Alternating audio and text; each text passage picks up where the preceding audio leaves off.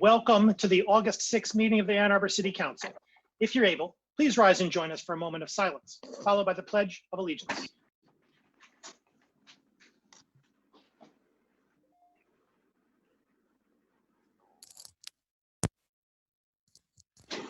I pledge allegiance to the flag of the United States of America, and to the republic for which it stands, one nation, under God, indivisible, with liberty and justice for all.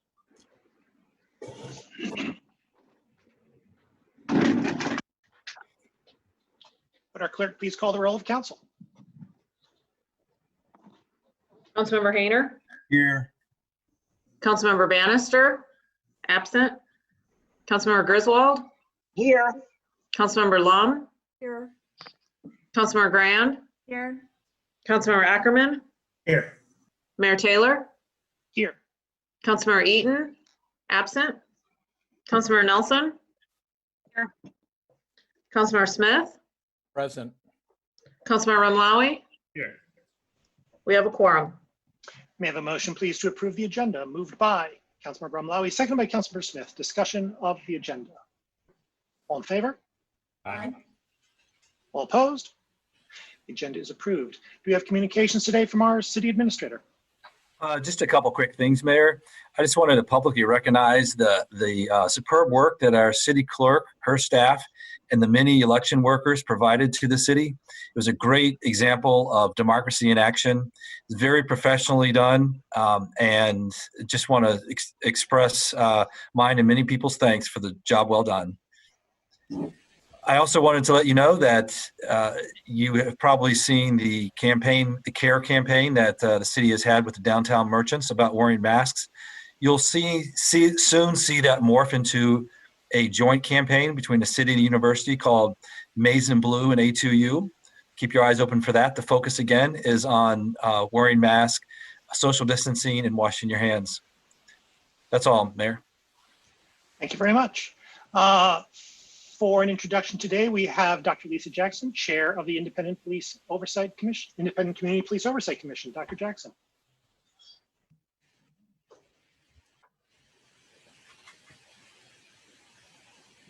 Mayor, I have her coming over right now.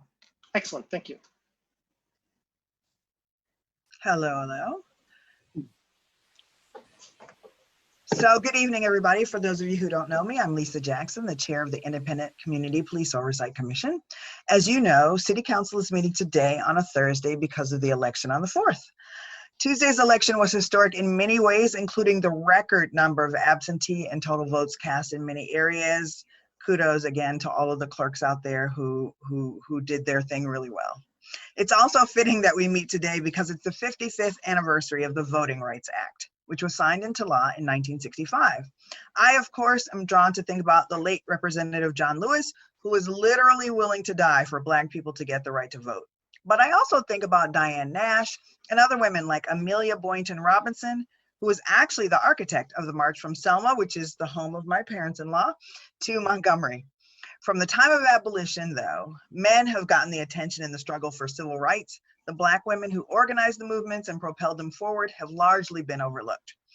I appreciate that many of you have embraced the Black Lives Matter movement and the continuing struggle for civil rights. That said, it's important to acknowledge that this isn't a struggle that any of you have lived, so I implore you and the newly elected city council members to be diligent about centering minoritized voices and creating space for and consulting the experiences of Black, Indigenous, and other people of color as you continue your work in Ann Arbor and Washtenaw County.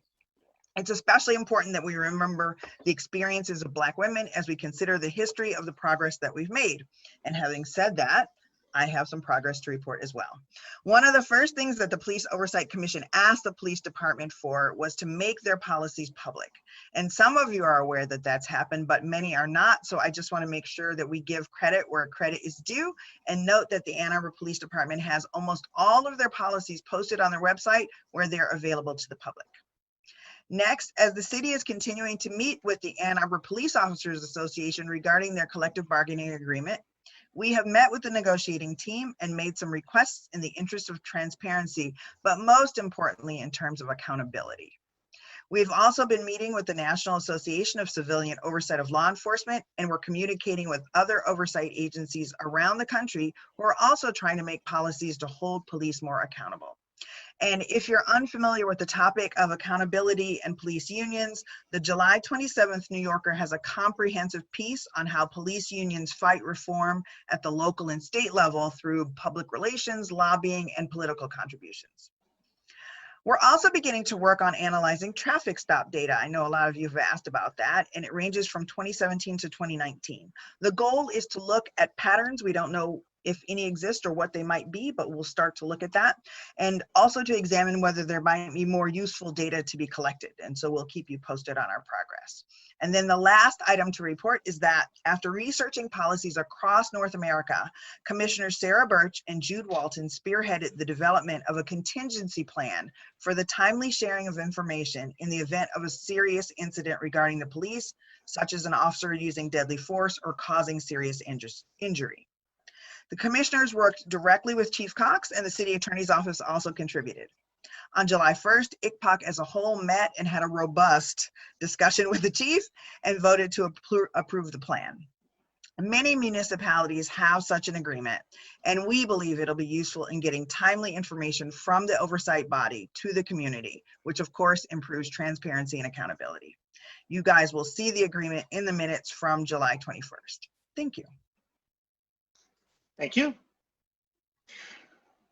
We now come to public comment reserved time. Public comment reserved time is an opportunity for members of the public to speak to council and community about matters of municipal interest. To speak at public comment reserved time, one needs to have signed up in advance by contacting our city clerk. In order to speak at public comment after having signed up, please dial 877-853-5247. 877-853-5247. Enter meeting ID 968-6715-8896. That's 968-6715-8896. Speakers will have 3 minutes in which to speak, so please pay close attention to the clerk, who will notify you at the 30-second mark. When the clerk notifies you at the end of your 3 minutes, your time to speak is up, and then please cede the floor to the next speaker. Our first speaker today is Blaine Coleman. Mayor, I'm going to ask the first two speakers if they are on the line to press *9 to indicate what number they're calling from, because I don't see the number that they've indicated when they signed up to speak. And I do have a number of additional callers on the line. Excellent, thank you. Oh, okay, I think I have them here. Hi, is this Blaine? Okay, this is. You have the floor, sir. All right, thank you. You know, the mayor has, and his coalition have basically come up with a formula that is going to guarantee them seats on the city council pretty much forever. And the formula is ungodly amounts of money, first of all, ungodly amounts of advertising, and using the word progressive at least 4 times on every card that they mail to your house. And they have discovered in this election that's pretty much a surefire formula, and nobody can beat it. I think there is a way to beat it, and I think that's by showing some backbone, by believing in something for real, and by acting like it. I think that's the only way, because otherwise, all of you guys sitting on the city council either already are lame ducks, or you're going to be in 2 years. So this is your opportunity, in my opinion, to actually stand up for human rights where it counts, to stand up for Palestinian human rights, for example, to be today in the year 2020 what Diane Nash was in the year 1960, to be in the year 2020 what Joanne Robinson was in the year 1955, to be somebody who actually stands up for human rights when it's unpopular to do so, and to support the resolution against military aid to Israel. I don't have to tell you that Israel has been massacring thousands of Palestinians. I don't have to tell you that Israel is doing everything it can to steal the land of millions of Palestinians. And I don't have to tell you what that means for 300 million Arabs in this world. It means death to them too. It means that it becomes a lot easier for not just Israel, but the United States to kill unlimited numbers of Arabs. So when you devalue Arab life like that, it means death for an awful lot of people, for millions already. There's been a Holocaust against the Arab world just in the last few decades. So you have a duty, I think, to stand up at least for Palestinian human rights, to stand up at least for the resolution against military aid to Israel. And if you show that kind of backbone, if you show that you really believe in something, I think you have a chance to keep your council seat. But if you do what you've been doing, okay, if you do what you've been doing, keep your head down, play it cool, in 2 years, almost all of you are going to be gone. So stand up for something, all of you. That's all I had to say, and I want to hear what you have to say about it. I'm done. And the next speaker is right in line behind me. That's Moshe. Thank you. Our next speaker is Mojan Savabiasfani. And you heard of rich, politically connected, vile people have invaded Ann Arbor City Council. This is a group that Mayor Taylor cherishes, and he has been backing them up, and now they are going to be hand in hand with him on City Council within a few months. Nobody would be able to say no to Taylor anymore. He has all those people lined up to shake their heads and agree with him on everything. Everybody in Ann Arbor knows that now, that the mayor clique has invaded and taken over Ann Arbor City Council. This herd of rich, politically connected, vile people are backed by huge amounts of dubious campaign contributions. They are here to ensure that business goes as usual in Ann Arbor, as it has been for the past several rounds of elections, as far as I remember. You can be sure that there will be no Gelman cleanup, there will be no $15 minimum wage, there will be no decent housing at the same time as they yell and scream about affordable housing. There will be no desegregation of our communities while they all call and scream and say that they are for better housing for the poor. Of course, they haven't actually verbally said that. They will call themselves progressives while they are as conservative as it can be. They will lavish you with all kinds of lip service, and at the end of the day, Ann Arbor will be more segregated, Ann Arbor will be more polluted, and the despicable distance between people's income, which is right now very despicable, will be even more. There will be poorer who will get more poor and rich people who will get more rich under the directions of Mr. Taylor and his newly arriving herd of rich, politically connected, vile people. 30 seconds. The most despicable of them is Ms. Iyer, who is not only despicable because she has ties to black money people, she is also despicable because she is backed by old veterans of the Friends of the IDF, that's Israeli Defense Forces. She is not only, Ms. Iyer is not only connected to dark money people, but she is also backed by the old veterans of the Israel's Defense Forces. Next speaker is Henry Herskowitz.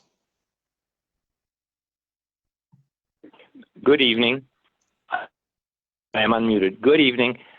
Council members have listened patiently over the past 18 years as some of us speakers have described the state of Israel as a racist state.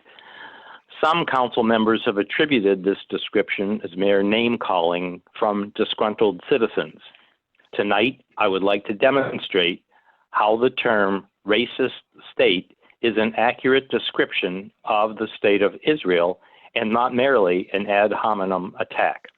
I'll begin by reminding council that Israel reissued its nation-state law in 2018 and will reference that document as described in Wikipedia. But instead of citing directly, I'll substitute a few words in order to make my point. Consider if someone in the Trump administration were to identify the United States as follows.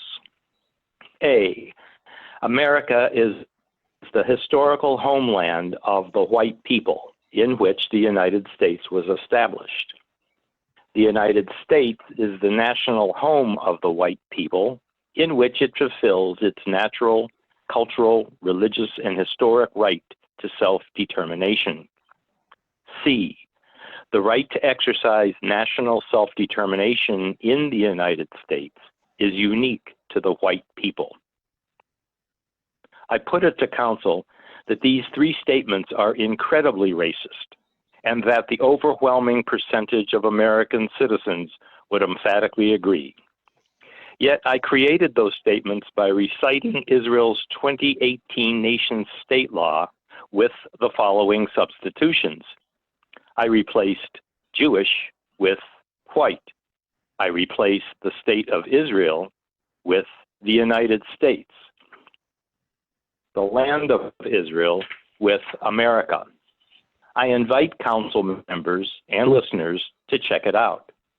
Americans would not tolerate such a racist and false description of our own country. Why do we not only countenance such a racist description of Israel, but donate $10 million every single day to support such racism? Thank you. Thank you. Our next speaker is Michelle Hughes. Hello? Hello, Michelle. Go ahead. Hi. Thank you, Ms. Hughes. Hi. This is Michelle Hughes, and I'm here to talk about ranked choice voting. And it's a good day to do that. We just had our election, and everyone ran a vigorous campaign, and Ann Arbor debated the issues thoroughly, and that's the way campaigns should be.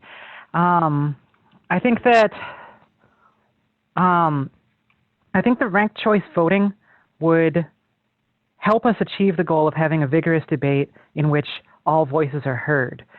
The way it is right now, I think there's a lot of times when people are discouraged from running, people will say, oh, we already have a candidate.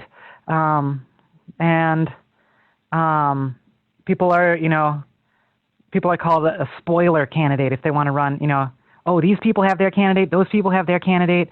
You don't want to be a spoiler, so don't run. I think we should be encouraging everyone to run. And then we can hear all sorts of new opinions and we can debate the topics thoroughly, which is what Ann Arbor loves to do. And I think the ranked choice voting will help us do that because people won't be able to be spoilers anymore. You'll be able to put your first preference, your second preference. So that's one of the reasons. So that's the reason I think we should support ranked choice voting, so that we can hear more from more people, different people. I know there's also going to be some talk tonight about nonpartisan elections, and so I wanted to address that also. I'm less sold on the idea of nonpartisan elections. I think that Ann Arbor has shown overwhelmingly over the last several years that they're very interested in supporting the Democratic Party, and they're very interested in supporting Democratic candidates. I think if we had a nonpartisan election, then what people would be interested in looking at is, okay, well, who does the Democratic Party endorse then? That's who I'm going to vote for. That's what happens in nonpartisan elections like judges and so forth. But the thing is that in the case of judges or school boards or things that are already nonpartisan, the vote goes to whoever can get the most people to a particular meeting of the Democratic Party on a particular night. And that's, I think, 30 not seconds. a good way to determine that. I'd rather have who gets the party nomination to be determined by vigorous debate throughout the city, which is what we love to do, not just who can get the most people to a particular meeting on a particular night. It's more accessible to have people vote by absentee, vote by mail, and it's a better way, I think, to choose our candidates. So I think ranked choice voting with partisan elections, which is what's in front of you tonight. Vote for that. Thanks. Thank you. Our next speaker is Henry McConnell. Am I unmuted? You are not. You're ready to go, sir. Great. Everyone can hear me okay? Excellent. So hello and thank you to the honorable members of our city council. My name is Henry McConnell. I'm speaking tonight about COVID. First, however, I want to speak about another historical tragedy. I am the grandson of a Holocaust survivor. I'm speaking after 3 Holocaust deniers, so I'd like to note the Holocaust was real. It killed my grandmother's entire family along with 6 million other Jews, and it left my grandmother with lifelong trauma and struggle. I am only here today because Lola Taubman survived the Holocaust. So to the deniers on this call, what do you think of those beans? All right, as for the matter at hand, I'm speaking to you tonight about the urgent need for a downtown mask order. I'm an Ann Arbor native who spent the past 5 years living in New York City. I relocated back home as the tidal wave of COVID descended on New York in March, and I will never forget the horrors. Many described it as 9/11 in slow motion. Now, since then, New York has become a major success story of virus control and economic reopening, and perhaps the strongest reason is this: universal masking, indoors and outdoors. Scientists say that when 80 to 90% of citizens wear a mask, you contain the spread equivalently to a full lockdown. While reopened, New York, which is now in the final phase of reopening, is proof of this at work. Masking has directly enabled reopening. Now, here in Ann Arbor, we have been spared of the worst of COVID, but we will soon see a massive influx of added density with the return of tens of thousands of students. Meanwhile, epidemiologists already cite surging Midwest caseloads. In other words, we will soon be tested once again as a community. Now, crucially, Governor Whitmer's statewide mask order mandates, and I quote, "Any individual who leaves their home or place of residence must wear a face covering over the nose and mouth when outdoors and unable to consistently maintain a distance of 6 feet or more from individuals who are not members of their household. The penalty for noncompliance is stated as a misdemeanor." Honorable council members, I live downtown, I've been downtown, I've been on the edge of downtown daily, and I repeatedly see this: individuals unable to maintain 6 feet of distance and not wearing masks. Meanwhile, in the town of our rival school, Michigan State, East Lansing has municipally instituted a downtown masking order to better protect their citizens and economy as the students return from all around the world for fall classes. Honorable council members, I am calling on you tonight to do the same, to institute a downtown masking order before students return, and to mobilize necessary resources to peacefully enforce it. By instituting a downtown mask order, we can preserve the fragile reopening we have achieved even as tens of thousands return to our community. This will prevent further lockdowns and will sustain the local economic activity that has begun to return.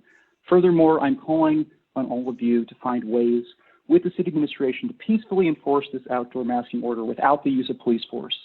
This could look like, in New York City, for example, park rangers who are deployed to dense public areas, freely hand out masks to the crowds, signage, etc. In conclusion, by taking these measures, we can control the virus today rather than letting the virus control us tomorrow. With this order and peaceful enforcement, we can ensure the ongoing health of our economy and of our citizens. Thank you, and I wish all of you health and safety as this pandemic rages on. Thank you. Thank you. Are there communications today from council? I've got Councilmember Griswold. Pardon me, Ms. Beaudry, if you could give me raising hand, lowering hand privileges, or seeing, I'd be grateful. You should have that. I don't. Perhaps no one's raised their hand. I don't see any hands up. Okay. I can't find my mechanical hand at the moment. I have mechanical hands up. But Ms. Councilmember Griswold, you are first in the queue nevertheless, but it appears to be working with other council members. We've got Councilmember okay. Griswold, Councilmember Lum. Thank you. The first thing I want to mention is there will be a Dingle Unity Lunch this Sunday at noon in Island Park.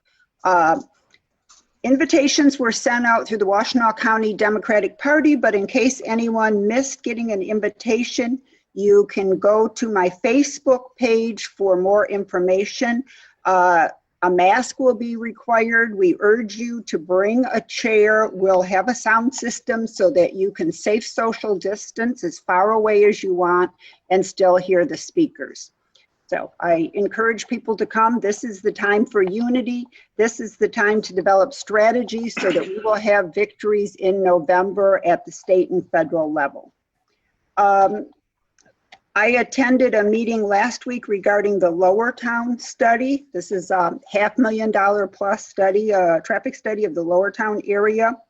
It was conducted by senior engineers and others. They did a safety audit and 3 things caught my attention. We have less than optimal sign placement. Some of our signs are not in the right place. Vegetation, overgrown vegetation creates sight distance problems. And the third was a lack of lighting. So it was nice to hear senior engineers and transportation professionals repeat what I've been saying for many years. And I hope that given that we're spending $500,000 that we will actually take some of their statements seriously. Lastly, I've continued to work on improvements to the Huron crosswalk near Thayer. That is MDOT jurisdiction. MDOT right now is on hold because of an organization called SHPO that I'd never even heard of before. It's the State Historic Preservation Office. And they seem to believe that streetlights are unsightly. I would like to thank Senator Jeff Irwin. His staff is looking into this. I am optimistic that we can still get our RFBs installed this year. Thank you. Councilmember Lum. Thank you, Mr. Mayor. I just wanted to comment briefly on Tuesday's election. First, I'd like to echo Mr. Crawford's thanks for Ms. Boudry's your staff and teams of volunteers' excellent work in conducting a safe and secure election. So thank you again. For me, I would just say that the voters have spoken, and that's the way it should be. I called Lynn Song Tuesday night to congratulate her and wish her good luck. Obviously, it's disappointing for me, but I do want to thank my campaign team and all our volunteers and supporters for their incredible effort, hard work, and support. I very much appreciate the team's efforts, and I also want to thank Second Ward folks for providing me the opportunity to serve them these last 9 years. It's been an honor and a pleasure. Thank you all. Councilmember Grant. Thank you. Thank you again to our clerk's office and our county clerk as well. The efforts were just tremendous in getting those ballots counted safely and getting the information out to people so they could also receive it in a safe way. And I truly appreciate all those efforts. Thank you to everyone who ran for council this year. It takes a lot of guts to run for office in the middle of a pandemic, and I appreciate all of those efforts. Just in terms of some parks news, there's a survey out for what will eventually be the rebuilding of the bridge at Gallup Park, as well as some improvements of the non-motorized border-to-border trail there. So that's open until August 14th. So I encourage you to share your opinions. They've gotten quite a few so far, but plenty of time to get yours in as well as we make decisions about that park. And then finally, I want to wish a very happy birthday to my partner in public service, to the people in Ward 3, Zach Ackerman, which is tomorrow. Happy birthday. Further communications from council, Councilmember Ramlawi. Thank you, Mayor. Just real quickly, I'm one of the 2 council liaisons, or not liaisons, but part of the DDA Partnerships Committee, meet every 2 months with other local institutions, myself and Councilmember Lum, we get together and have a free-flowing discussion. And recently, the DDA has decided to rename that committee from our partnerships committee to the Affordable Housing and Economic Development. And so I just wanted to make sure that council was aware of this shift in focus when it comes to the partnerships committee that we have 2 council members reporting to. And the DDA now has decided to shift its primary focus and more on the affordable housing aspects of our community. So it's a positive development for many in our community. So more to come on that. And just on some sombering news, it is the anniversary that the world unleashed the atomic bomb 75 years ago today. And I hope that day never is revisited. So 75 years ago today, we unleashed a terrible technology, and hopefully we can find a way to rid ourselves of nuclear arms real soon. Further communications from council?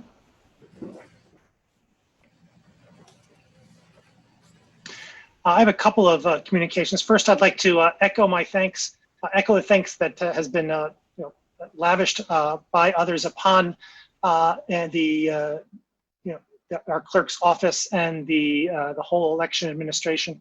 It's an unprecedented effort conducting an election, of course, in a pandemic with such massive vote by mail subscription. And so, the staff has once again done Ann Arbor proud. It gives me a high level of confidence that we will be able to pull off the election in November, which will have even more moving parts, even more absentees with aplomb. So, well done. I'd like to make let's take care of this first. Did I just lose that? I'd like to recommend the following nominations for your consideration here we are, for your consideration at our next meeting to the Energy Commission. Larry Kerber, Bridget McComber, Ember McCoy. Also like to give a brief update on the search for a permanent city administrator. By resolution of the City Council, a process was set for the city administrator search. The first search phase has been completed, that is to say, hiring a recruiter and gathering of input from the council and the executive team. Posting for the position was closed on July 26. The recruiter has provided the whole of City Council with background information on 10 semifinalists. This information is confidential at this point, as the applicants, and limited to the council members, as applicants often apply in the context of confidentiality. On Monday, the 10th of August at 5 p.m. at a special session, this pool of candidates will be reviewed by the council as a whole in closed session. In open session on that same day, the whole council, it is intended, will move forward to approve a group of finalists, usually between 3 and 5. After that, the finalists will be announced and their biographical material will be made public. Interviews with council, community members, and staff will take place on August 20th. The administration committee has recommended unanimously that the residents who were selected in the Tuesday primary to be nominees of the Democratic Party be invited to participate in the community panel. There will also be a public participation component for all finalists. As set by prior resolution, the council will be set in special session the council will set a special session the week of August 24th to further discuss the finalists and the information received in the prior week. We now have before us the consent agenda. May I have a motion, please, to approve the consent agenda? Moved by Councilmember Ramlawi, seconded by Councilmember Smith. Discussion of the consent agenda. All in favor? Aye. Aye. All opposed? The consent agenda is approved. We now come to a set of public hearings. Public hearings are opportunities for members of the public to speak to council and the community about a specific item on the agenda. That is to say, the specific subject matter of the public hearing. To speak at a public hearing, you need not have signed up in advance, but your speech must relate to the subject matter of the public hearing. To speak at one of these three public hearings, please call 877-853-5247. That is 877-853-5247. Once you've done that, enter the meeting ID 968-6715-8896. That is 968-6715-8896. At the public hearing, after we've announced the public hearing and it's gotten underway, please indicate your desire to speak by entering *9. *9. The clerk will identify you by when it is your turn to speak, by the last 3 digits of your phone number. *9, last 3 digits of your phone number.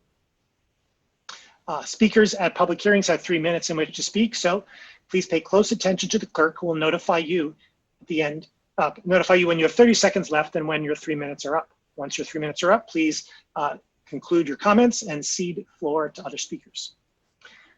Public hearing number 1, an ordinance to amend section 1265 of chapter 11, Risk Fund of Title I of the Code of the City of Ann Arbor. Is there anyone who would like to speak at this public hearing? If you wish to speak at this public hearing and have dialed into the number mentioned that appears on your screen and is mentioned above, please enter *9 now.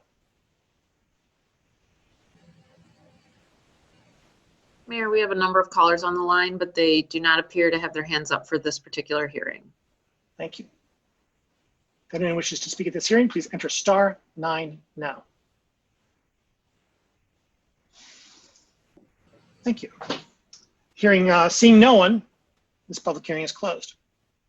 Public hearing number 2, an ordinance to amend Title VII, Business and Trades of the Code of the City of Ann Arbor by adding a new chapter, which shall be designated as Chapter 97, Short-Term Rentals.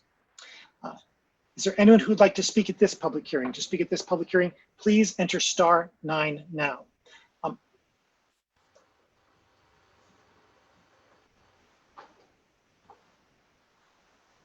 If anyone would like to speak at this public hearing with respect to short-term rentals, please enter *9 now. Caller 646. You can go ahead and speak. Caller with the phone number ending. Oh, go ahead. Mayor Taylor, council members, and city staff. My name is Kevin Grotowski, and I'd like to express my concern over the proposed short-term rental ordinance as it's currently written.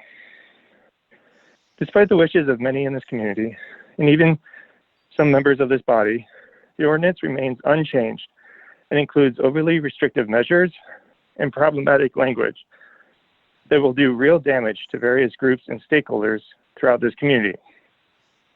Many of whom have spoken either here tonight and citizens who you represent, but whose comments have fallen on deaf ears over these many months. No one is saying that short-term rentals should not be regulated within the city of Ann Arbor. In fact, registration, licensing, and eliminating problematic properties is pretty much supported by all. The simple fact is, Ann Arbor does not currently have any regulations or classification of rentals based on term length. All non-owner occupied STRs in the city, as long as they've complied with the housing code, passed all inspections, and are licensed, have been operating as legal rentals. This ordinance, which will ban non-owner occupied STRs throughout most of the city, and proposes a change to this status quo. And because the rules governing rentals are potentially changing, licensed non-owner occupied STRs are the definition of a legal non-conforming use under this new ordinance. I ask the council, please govern with a light touch and base any regulation on facts and figures and not vague feelings or anecdotes. Please send this ordinance back to city staff to revise and include provisions to grandfather legally operating non-owner occupied short-term rentals. Thank you for your time. Thank you.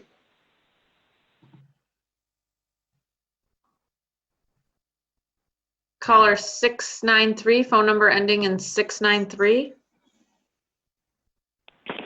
Hello, my name is Wendy Carmen. I live at 2340 Georgetown, and I've spent many years on the ZBA as well as on various land use committees. It's my understanding the city received many complaints from citizens whose lives were disrupted by intrusive and abusive activities occurring only after this new idea became popular. The consultant the city hired to determine to survey STRs found we couldn't state with certainty how many there were who were doing it or what proportion had ever gotten any permits. Staff has now presented you with a proposed ordinance that provides some measure of regulation over owner-occupied units and non-owner-occupied units in non-residential areas, and would shut down non-owner-occupied units in residential areas.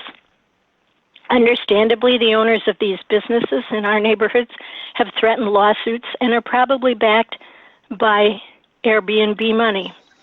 They're making claims that their units were legally established and you must at least grandfather them in. Did we knowingly give them permits to run an STR, or did they get permits for long-term rentals? We do have language in our zoning chapter, now in the UDC, which basically prohibits them. I would argue that no STR was authorized by the city because our ordinances and definitions do not permit them. Our definition of who can occupy residential units is based on definitions of family and functional family that require some measure of permanence that would not permit STRs. If any are to be grandfathered, they would probably have to prove that they were in existence before the current definitions of family and functional family were introduced into our ordinances. I think we can decide that there are some categories of STRs that we want to encourage and some categories of STRs that we do not want to encourage. The question is not should we pass legislation. We need to pass the legislation. But the question still is what should happen to the non-owner occupied units in residential neighborhoods? Under what circumstances and with what super regulations would we be willing to grandfather them in? If you pass this today, it will not become enforceable for 45 days. I implore you to use that 45 days to make a thorough assessment of what our case would be and let council decide whether to hold discussions with these owners. With this process in place, we can come to an agreement that an informed agreement about what we would like to do about this. Thank you. Thank you.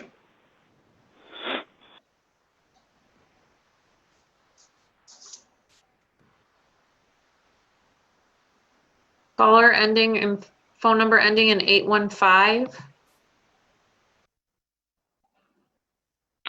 Hi, I'm a property owner in the 4th Ward, and I'm respectfully requesting the proposed ordinance restricting non-owners occupied STRs be sent back to the city administrators for revision. An inclusion of legal nonconforming status for legally operating landlords is a right that has been upheld by the Michigan Supreme Court. We purchased our property 2 blocks from our first Ann Arbor home, and the neighborhood is special to us. Our neighbors have taken great interest, appreciation, and relief. Over the 18 months, we have completely renovated a noise and drug nuisance home and an eyesore on the street. We have done the work ourselves as a passion and as a work in our retirement. We do not, as ridiculously suggested by council members, operate our rental in the wild, wild west of Airbnb, and we do not do it for the highest and best price. We certainly do not rent to drug dealers. To compare us to this is insulting. Our intent was never to long-term rent or to flip and sell, as we have also been told are our options by council members, which is inappropriately and grossly presumptive. We vet our renters because we want our property cared for and respected. We have developed life friendships with many of the families who have stayed with us and plan to return next year. These people have also gotten to know our neighbors during their stay. Our next door neighbors cannot fathom why the city is so against us. They are grateful for our presence and our contribution to the neighborhood character. They said they were a bit worried in the beginning about living next to an STR, but that our presence has been an improvement on the street. We help our neighbors with whatever they need and are present at the home every day. It is not rented. For all of the work we have done, the double taxes we pay, the relationships we have developed, we are set to be penalized despite a Supreme Court ruling. I am proud to be part of a very small group of committed and responsible non-owner occupied owners. We have been asking, pleading for this city to sit down and work with us to develop a fair win-win policy on STRs, and we have effectively been ignored. Not once have we been asked to sit with the city to negotiate. It's bad governance by an elected council.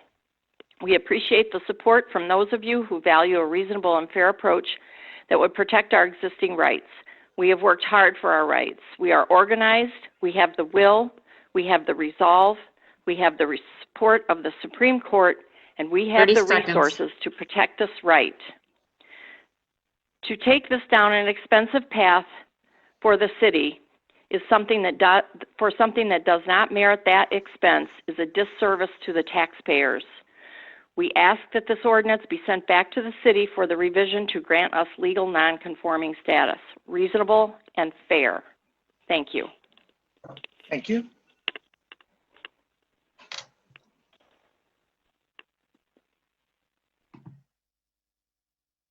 Caller ending in phone number 692.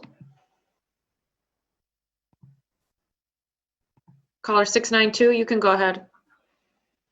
Hello, my name is Kay Adefixo. I am an owner of a non-occupied STR. Prior in the process when they sold attempt to regulate this STR came by, I gave a talk at one of the commission's meeting in the evening. And I come again to say that these properties, these non-owner occupied STR, which I own one of, we have been hosting a number of families. And I talked about some of the families that we do service in this community. People who come to the hospitals and to take care of their family and they needed a place, a safe place to stay. Even more so now in the time of this pandemic.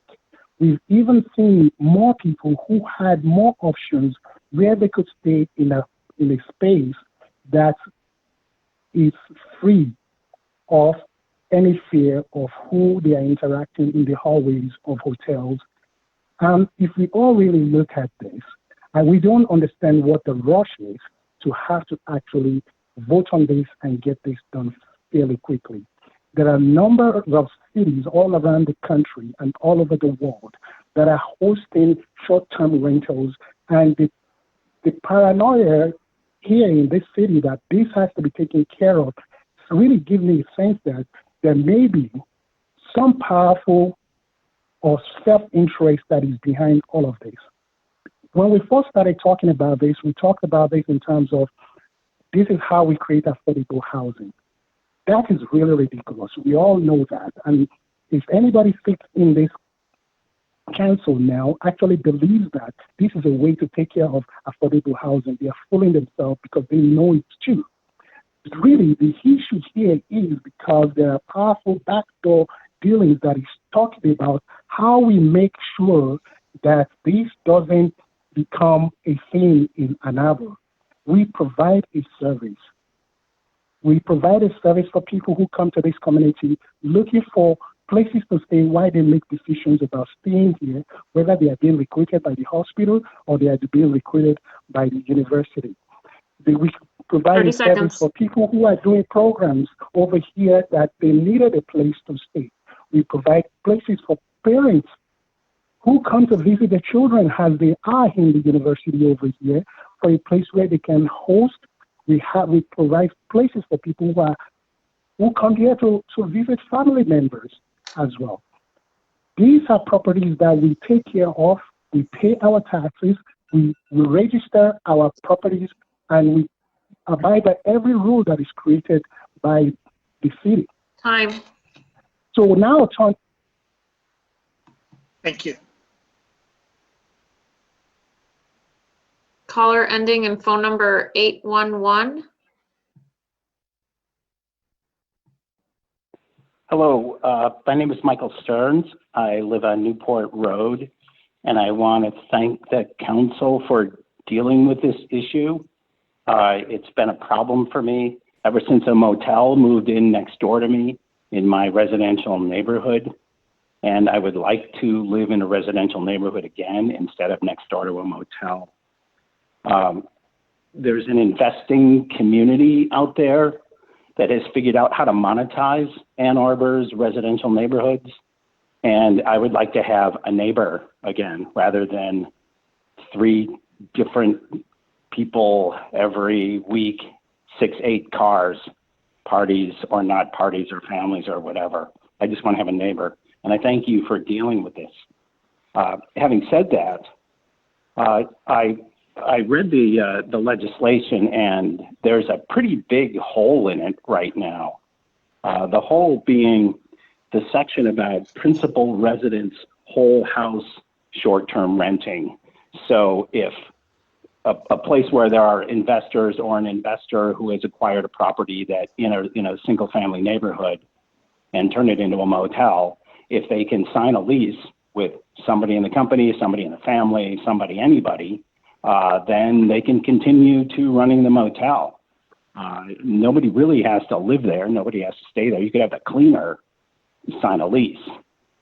So what I would like to ask the council put in an amendment or, do something is to put a limit on the number of days per month that exception, principal residence whole house rental, can be done per month, so that it's only really availed by somebody who actually lives there as opposed to somebody who's going to pretend to live there. But once again, I really thank you for dealing with this. The lack of legislation has been a big problem with me and the peace and quiet and enjoyment of my property.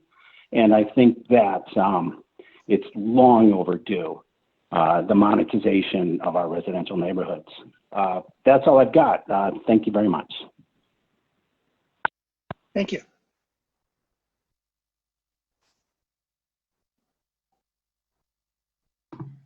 Caller ending in phone number 280.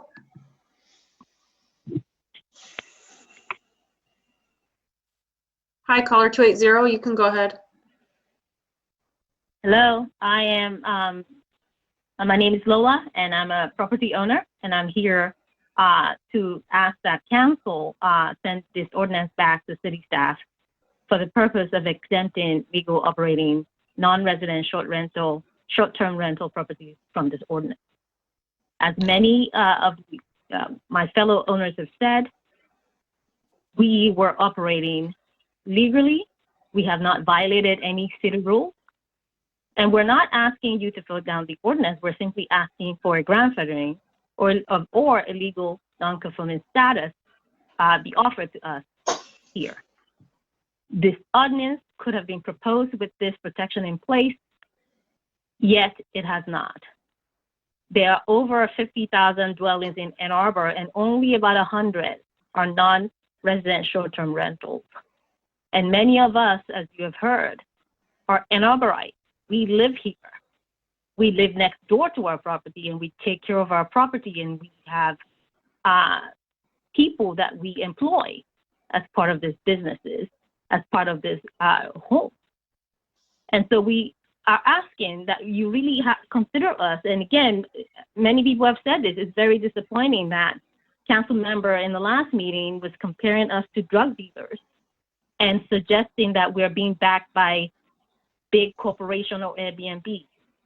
I'm a single family person who lives in Ann Arbor, and I don't have any backing of anything. I'm just trying to live affordably in the city and earn some money on a property, and to be compared to corporation or drug dealer, it's hurtful. I'm a member of this, I pay taxes, and I support many of the initiatives in this city. So I'm asking for you to understand that we are people too, and I don't understand why somebody's desire to live next to a neighbor on one side should override my own right as a property owner. It's absolutely just not fair. As many people as before me have stated, many of the current owners here, the amount of non-owner occupied STR is less than 1%. So this is not about affordable housing. We are not the 30 cause seconds. of affordable housing in this city. We're just asking for you to understand that we put our sweat and blood, at least I know I have, into this, and you blocking without giving us this non-conforming right will have devastating financial issues. All the money, my savings that I've invested in this. When I did not, I looked and there were no rules on the book that said I couldn't do this. And now you're going to change the rule and essentially ruin.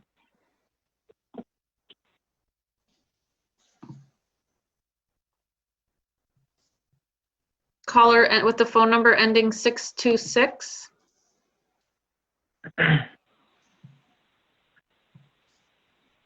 Caller 626, Hi there. go ahead. Hi, my name is Eric Zugabe. I'm a realtor in the Ann Arbor area. I work with a lot of single-family homeowners and owners with investment properties. No matter who they are, they deeply care for the city of Ann Arbor. Many of the people I work with, whether they are occupying their property or not, consider renting out their property either for long-term rentals or short-term rentals. I implore the City Council to consider the financial hardship not only for those who have set up an infrastructure for short-term rentals for their own livelihood, but for the property owners who have purchased property in Ann Arbor to live, but have the option in the future to rent out their properties as short-term rentals. Eliminating this option is an elimination of homeowner rights. I would also like the City Council to consider their own argument that short-term rental properties are a threat to affordable housing in the city of Ann Arbor. Short-term rentals represent less than 0.2% of the housing stock in Ann Arbor. If this continues to be an argument of the City Council, I suggest they search for better numbers to fit their argument. Lastly, I ask the Council to please move to send this ordinance back to City staff for the purpose of exempting legally operating non-resident short-term rental properties from this ordinance. Thank you. Thank you.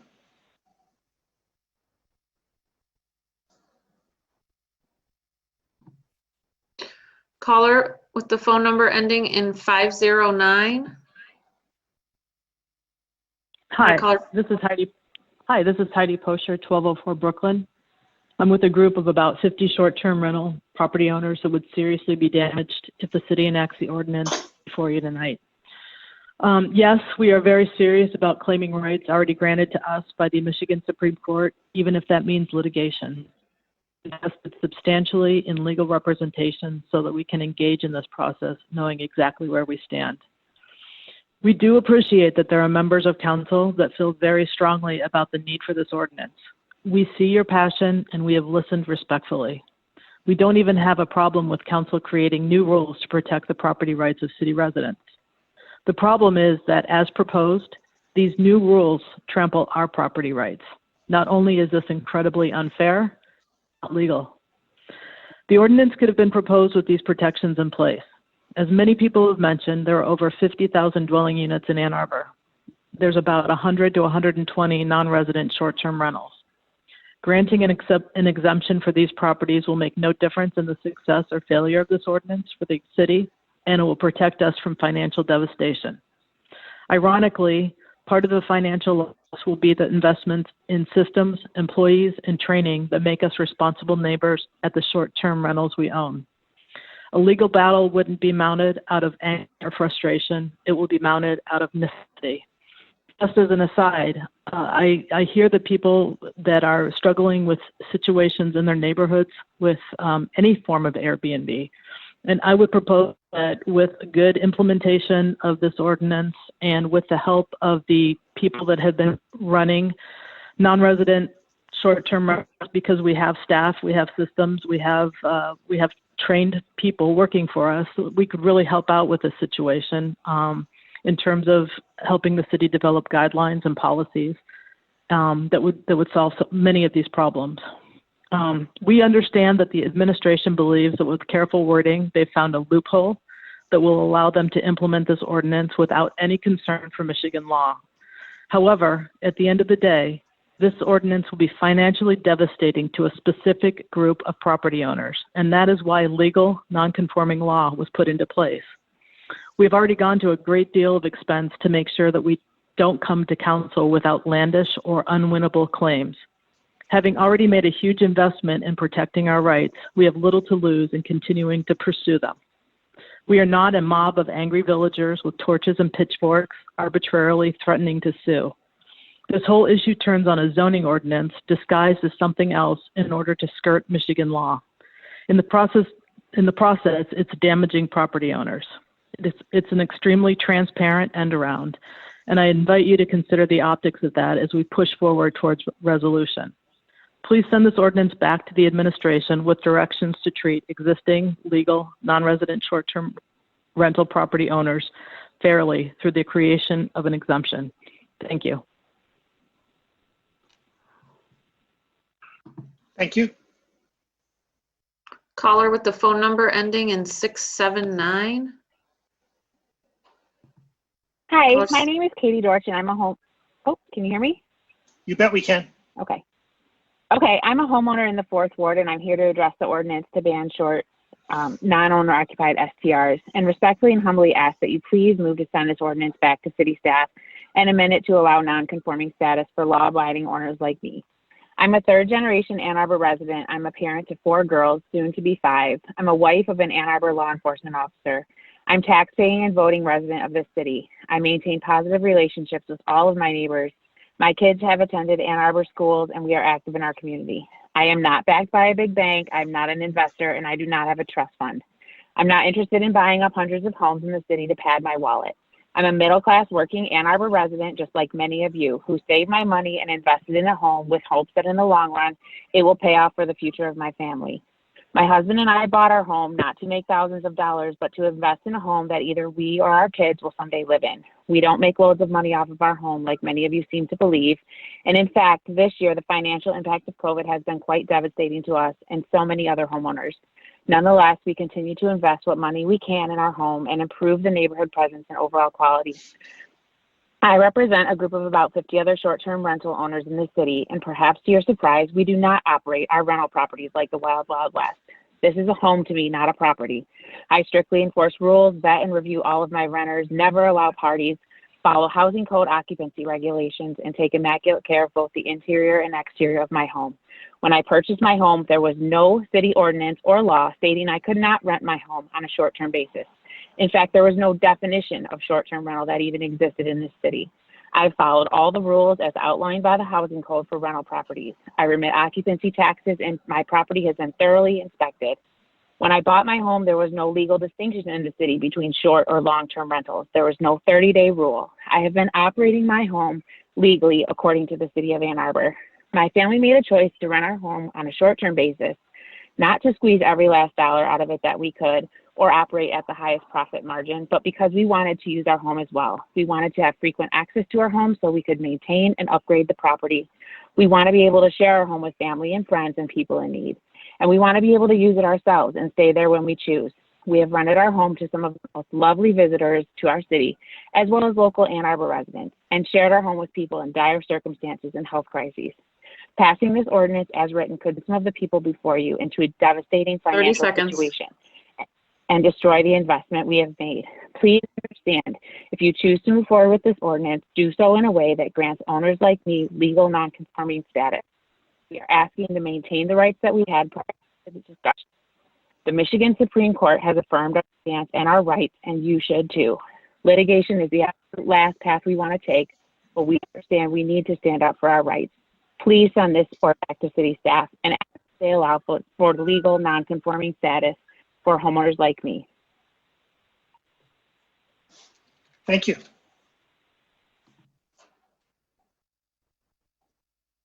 Caller with the phone number ending in 111. Caller 111, you can go ahead. Yeah, can you hear me? You bet we can. Okay. My name's Pat Lennon. I know many of you. I'm an attorney with the Honeyman Law Firm. I represent Noah Hoffman and a group of residents that oppose the new short-term rental ordinance. You've probably heard many of my clients discussing tonight their feeling about the unfairness of the ordinance and how it will, eliminate an existing permitted use and deprive these residents of a critical source of income that supports their family and their properties. I'm not going to use my time talking much about that because I think they'll cover those issues. I'm going to use my time covering some of the legal issues related to this ordinance. First, as you probably saw, I provided a letter dated July 16th, which explains that the city does not have the legal right to eliminate an existing lawful use without, at a minimum, providing legal nonconforming use status. In other words, if a resident has been using their property lawfully for short-term rentals prior to the imposition of the ordinance, they are legally entitled to continue to do so afterward. The Michigan Supreme Court reinforced this principle with respect to short-term rentals in Room versus Spring Lake, which was decided, I believe, in June. The Room case stands for the proposition that existing lawful short-term rental properties are entitled to legal nonconforming use status. In other words, existing lawful uses are grandfathered and can continue after the passage of a new ordinance that would otherwise prohibit them. In this case, the current draft of the ordinance does not allow existing lawful uses to continue after the imposition of the ordinance. It would eliminate them. In so doing, it violates the rights of those uses and users and entitles them to their damages. But no one wants to go there. We would like to see the ordinance modified to clearly allow existing lawful uses to continue after passage. We've heard the position that the proposed ordinance is not a zoning ordinance and that rights to legal nonconforming use or to referendum would not apply. We think that position is without merit. Michigan law is clear that disguised zoning ordinances cannot be applied to terminate a vested land use. In this case, the elimination/restriction on the use is directly tied to the zoning classification of the property and also relates directly to a previously permitted use of these properties. As such, the substance of the restriction is in the nature of a zoning ordinance, not 30 seconds. a generally applied regulatory ordinance. We would cite the cases of aggregates, natural aggregates versus Brighton and Square Lake Hills for the test that relates to whether an ordinance is regulatory or zoning. It's determined based on the substance of the provisions and terms of the ordinance and its relation to the plan of zoning in the city. In this case, the applicability of the short-term restrictions are based on the zoning district of the property. Under the ordinance, use short-term rental cannot be conducted at all. Time. It's entirely eliminated in certain districts, and that is not permitted. Thank you. Thank you. Caller ending in phone number 400. Caller 400. Hi, thank you, Mayor Taylor and City Council members for this opportunity to speak tonight. My name is Ben Ranta. I've been a long-time resident of Ann Arbor in the 5th Ward. I'm a combat veteran and a blue-collar worker. 4 years ago, I invested my savings from my time in Afghanistan to buy and renovate a home just down the street from where I currently live. Like the previous callers, I expect to live in a quiet, peaceful neighborhood too, but I should have the right to rent this home out on a short-term basis. It's a falsehood for someone to say that I am financially backed by Airbnb. My and my colleagues' efforts are purely grassroots. I'm only motivated by the fact that I am proud of the home I renovated and want to keep my financial head above water so I can hang on to it. If the city is simply enforcing the existing ordinances in zoning language, why is there a need to draft a completely new and standalone ordinance in the first place? I am frustrated that City Council continues to make this an affordable housing issue.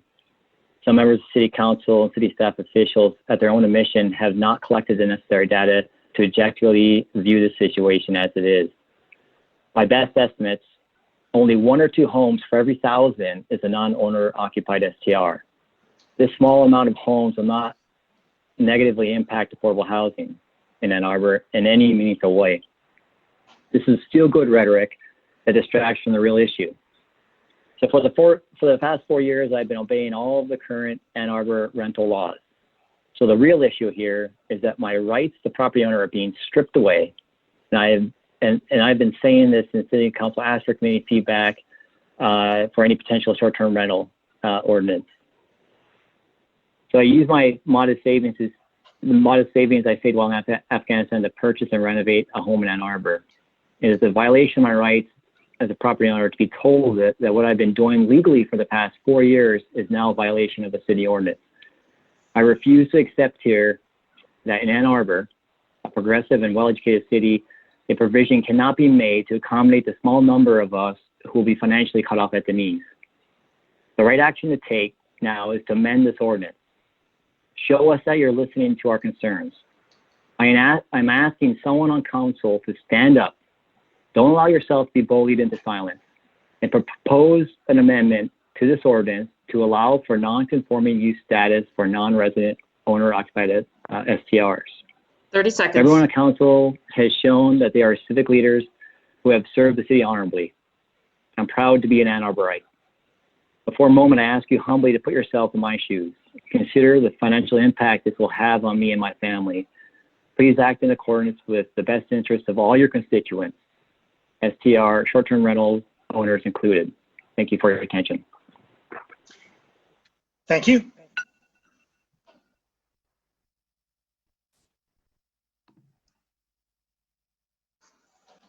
Caller ending in the phone number 520. Good evening. My name is Paul Callum. I'm an attorney representing Prentice Partners of Ann Arbor, LLC. Prentice is a real estate management and development company based in Ann Arbor with a portfolio that includes both long and short-term rentals. Because the proposed STR ordinance would ban current lawful city-sanctioned rentals in residential neighborhoods, we oppose it in its current form as both unfair and illegal. I think the unfairness issue is obvious, as many speakers have already addressed. I would like to focus my comments on the legal issues, as did Mr. Lennon. Both the Zoning Enabling Act and Michigan Supreme Court precedent make clear that use of a dwelling and land that is lawful at the time of enactment of a zoning ordinance may continue, although the use does not precisely conform to the new ordinance. Prentice's STR properties have been operating lawfully and with the express permission of the city. Current zoning does not prohibit their operation. Prentice has registered each of its rental properties with the city. They have been inspected and hold certificates of compliance issued by the city. The proposed STR ordinance makes no allowance for the continued operation of these and similarly situated registered non-owner occupied rentals in residential neighborhoods. We estimate there are approximately 120 of such properties in the city currently. Mr. Delacourt, Community Services Area Administrator, has acknowledged that these uses would be banned under the proposed ordinance as currently written. But he has argued that the ordinance is a regulatory measure, not a zoning ordinance, that rentals of more than 30 days are allowed, and so, he argues, rental use has not been banned. I hope the city attorney's office has disabused council of this notion because it is not the law. Case law refers to such arguments as disguised zoning, and courts have rejected it as impermissible, an impermissible end around, if you will, of non-conforming use rights, whereas here, the proposed ordinance regulates activities by location. The city's proposed STR ordinance eliminates non-owner occupied rentals of 30 days or less in residential neighborhoods. It mandates a fundamental change in current use of a small set of properties based on their location. 30 seconds. Unless the city expressly exempts current lawful use, Prentice and others similarly situated will be forced to seek redress in the courts. My client is before council. We're all here in good faith effort to avoid litigation. We are not here to argue that the entire ordinance be scrapped. It is our hope that council will recognize that the ordinance as drafted is flawed. There are workable solutions, and that it will direct staff to propose a framework that accommodates existing lawful non-conforming uses. Thank you for your consideration. Thank you. Caller ending in the numbers 936.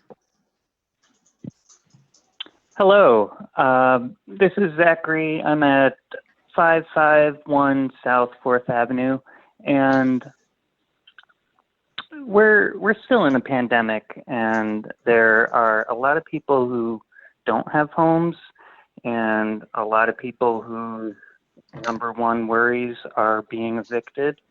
And from hearing that there's only 120 of these units that are being operated as non-owner occupied short-term rentals, that's 120 families of essential workers who can't live in the community.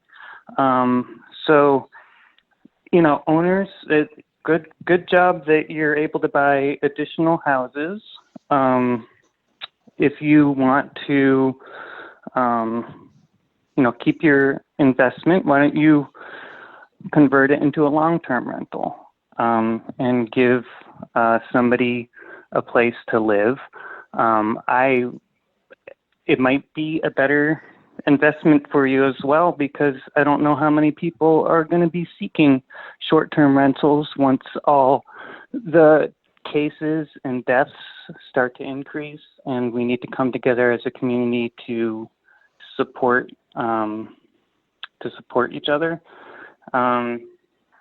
So really, 120 units is a big number to me, and it's a big number to every single family or individual who would be able to find permanent residence in the city and contribute as workers in the city that we deem essential with our signs outside of our lawns. We've built so many hotels in the city downtown in spots that could have been used for apartment buildings. And, you know, you all know the numbers of what council has failed to produce in the report of how many housing units we need per year since 2015 or something. So, you know, we need to look at this problem from all angles that we can, and 120 units is 120 units. 30 seconds. And that's a big number for me.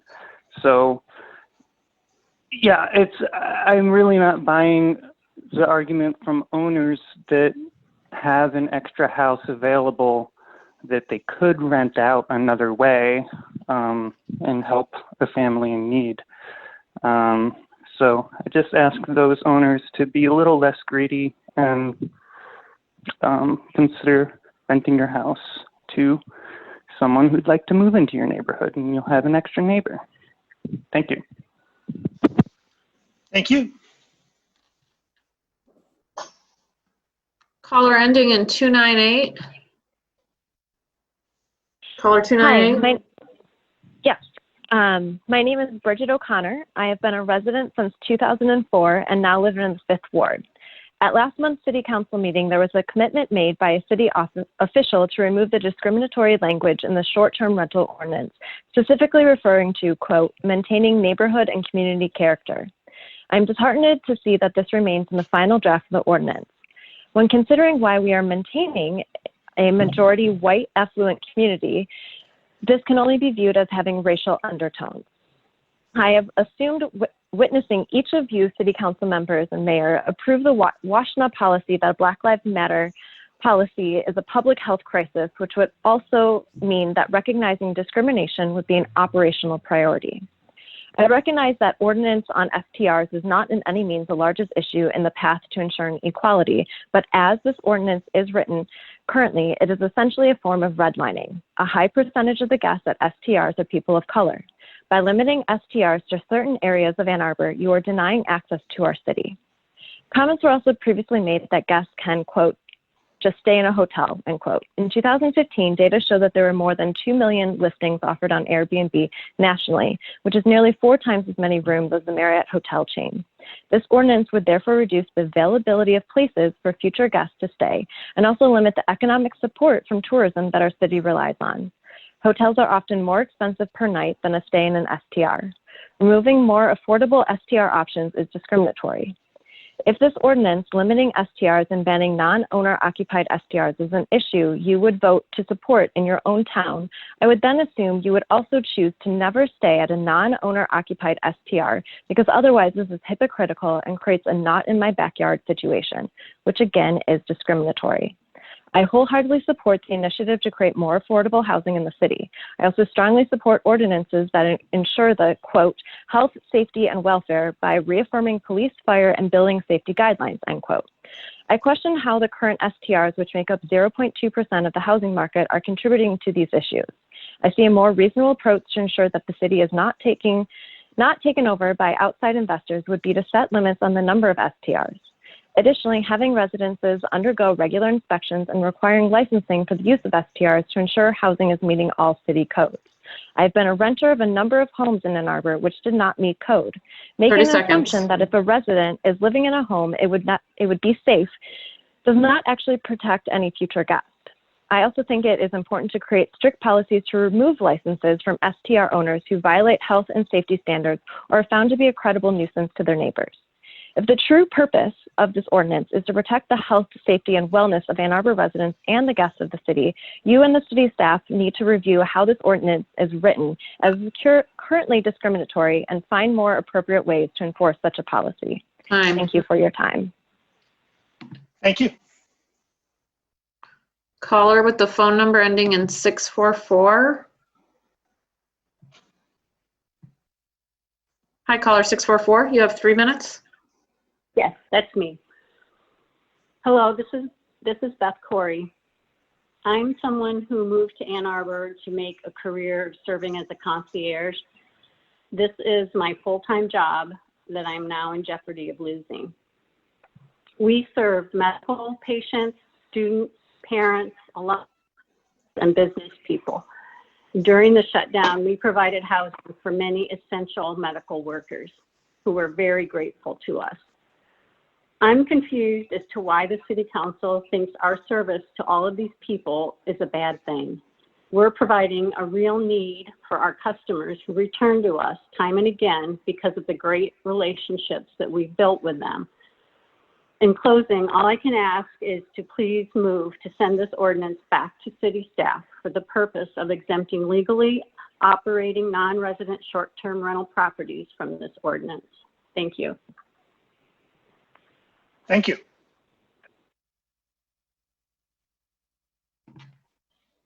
Caller ending with the numbers 900, phone number 900.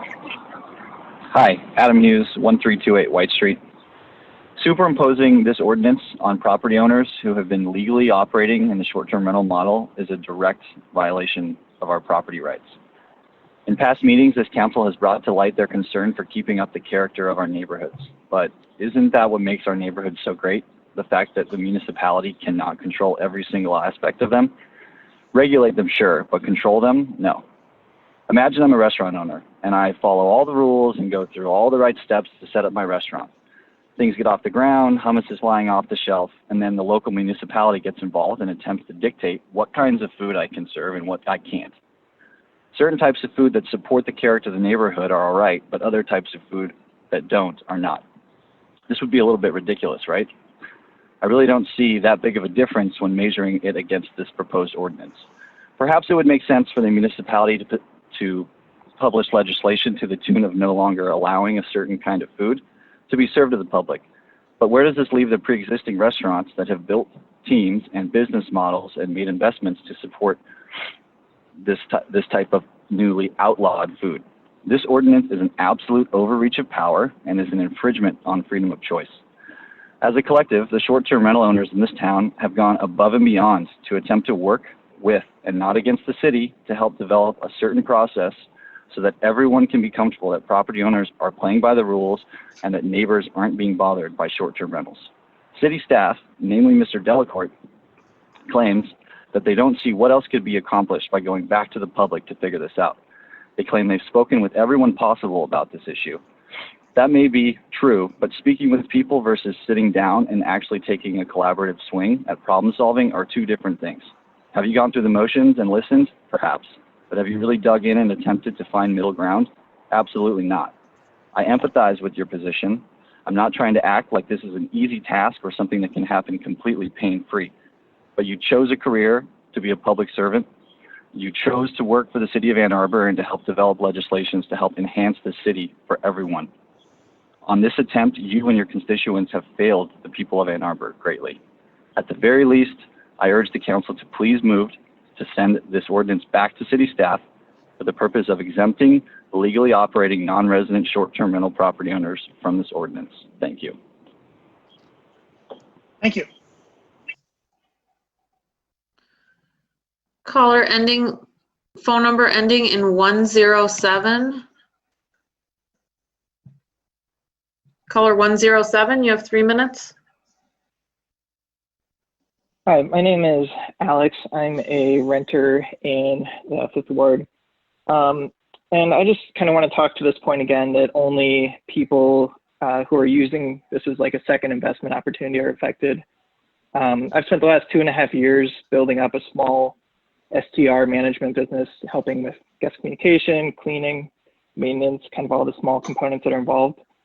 And I'm speaking for myself, our 3 part-time cleaners and our 1 part-time handyman. And if you pass this ordinance in its current form, basically overnight you'll be destroying the livelihoods for all of us. So there are, a lot of people who, this isn't just in terms of switching to an investment, from investment to investment, but are actually the livelihoods of that they're living off of. So, and I think there's this misconception. A few people earlier have kind of talked to this point that you can simply switch an STR to a long-term rental. That's just not the case. You, both invest the time and money to make these properties nicer and benefits to the neighborhood, but also in furniture and in the processes of bringing someone like us on to help you with the cleaning and the maintenance. And those aren't things that just kind of go away. And then just in pure logistic form, Ann Arbor runs on an August to August leasing cycle. So the timing of this couldn't be worse for property owners to have to switch this to a long-term rental. Essentially, you're running a high risk that you're just going to go unrented for an entire year. And I think that's a pretty unfair thing to put on a property owner. So it's not just a matter of flipping a switch and turning it from a short-term rental to a long-term rental. And that's, people in the industry, I think, really understand that. And so, again, just wanted to speak to the fact that when I started working on this business, I did some research before diving into it and found that there was no rules on the books about short-term rentals that would make it illegal. And overnight, the council is basically saying, what you've been doing is illegal, and we're going to shut you down. So I would just ask that the council consider this non-conforming status. That they take into account the hard work of both the investors, but also the people on the ground, the maintenance people, the cleaners, the people helping with guest communication, and all of the people who are going to be seriously affected by this if it goes through in its current form again. It's like 2.5 years of, somebody mentioned earlier, like blood, sweat, and tears kind of going into this, and it's all kind of going out the window overnight if it passes in this current form. So I'd just like to end by thanking the council for considering an exemption for existing short-term rentals and ask that they send this back for non-conforming use status. That's all. Time. Thank you. Caller with the phone number ending in 369. Hi, my name is Shannon Hadamaki. I've spoken to council about this issue before, back in January, about an experience with a short-term rental in my neighborhood where the guest there sexually assaulted me. Afterwards, I was basically attacked online by a lot of these short-term rental owners as a money grubber, even though I've never filed a civil suit or even approached a lawyer about the incident, a liar, and someone who was bad for women because it was just an ass slap and I should get over it, not call myself a victim. Please note I'm not scared of these individuals and I will never stop speaking out about sexual assault and misogyny where I see it or experience it. So now that I'm hearing that these same people who try to tarnish me and my family and my reputation are trying to get special privileges to get their short-term rentals through some sort of loophole to be grandfathered in, I'm very upset. This is the epitome of the concierge council service that was so roundly rejected by the Ann Arbor citizens on Tuesday's election, by letting a select few loudest voices in the rooms get their voices heard above all what is good for the entirety of the city. I agree completely with Zachary that there is a huge need for housing in our area, and these people who have multiple houses, multiple apartments that they are using just for tourists, it just makes me angry, quite frankly. There are people who are being evicted, and we don't have space for our essential workers here. This is an asset that can be switched over to a long-term rental that can be sold. It is not an undue financial burden. These regulations have been going up in New York, in San Francisco. If you invested in this business model and you were surprised by the city putting in these regulations, then I'm sorry that you were not smart enough to see the writing on the wall. I'm just very disappointed that they are even trying to bully and get their way by threatening legal action, because this is not okay. They bully online, they bully in the meetings, they're trying to make arguments that we should take it back to the public and do all that. I was at those library meetings where I was routinely overtalked and could not get my voice heard. Every time, the only time I've had my voice heard is when I've had to make an effort to call into council. So please do listen to your staff and pass the ordinance as they laid it out, and do something, even if it's not going to solve every problem for affordable housing in Ann Arbor. This will help some people lower prices. My neighborhood, we have a short in our neighborhood that was up for sale at one point for $800,000. I paid less than half of that for my house 7 years ago. It is insane how much prices have gone up. I'm done. Thank you. Caller with the phone number ending in 556. Caller 556. Hi, Ralph McKee, 1116 Red Oak. Since I've been critical of planning staff on other matters, I wanted to start out by saying the draft ordinance is well thought out and well written. Job well done. I sent an email today in support. In terms of the substance, it's pretty simple. We do have an affordable housing crisis, and every single STR is one less house on the rental or sale market. There are dozens or hundreds of them. I believe that there are some corporate short-term rentals that aren't in the 120 number that I've heard of several times tonight, so I think the number might be quite a bit bigger. For those of you who have supported affordable housing on council, it's inconceivable to me that any of you would not support this.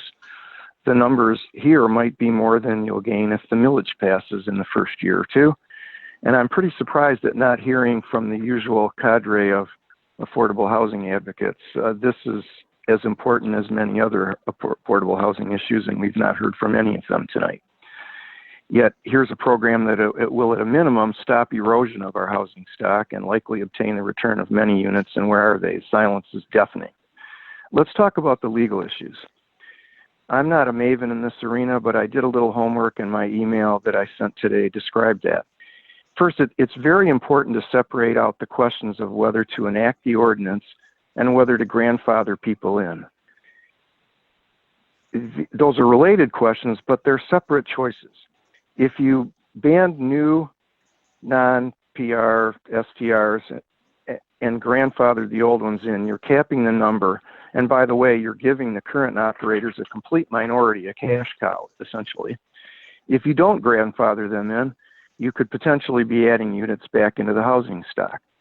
I read the letter from the Honigman Miller lawyer for the STR owners, and I heard the other arguments made tonight. I have a lot of respect for that firm. I used to work there years ago. But they have to deal with the same case law that's there like anyone else. There's two arguments. The first is the city's, that they're arguing that the city's failure to enforce the old ordinance plus whatever regulation or registration process is going now results automatically in a legal non-conforming use. The letter focuses mainly on that. However, in the case that they cited, Room, the township, in that case, the township official actually told them that owner STRs were okay, and then they ruled for the township. The second argument is really a function of whether they're legal under the current ordinance, not the fact that the ordinance has been not enforced. That's a more complicated issue. Your city's attorney should look at that hard. You could enact this ordinance and decide 45 days later or some other time about whether or not to grandfather them in. You don't have to decide that tonight. You can study it and negotiate with them later after enacting the ordinance. Thank you. Thank you. If there's anyone else who would like to speak at this public hearing, please enter *9 on your keypad.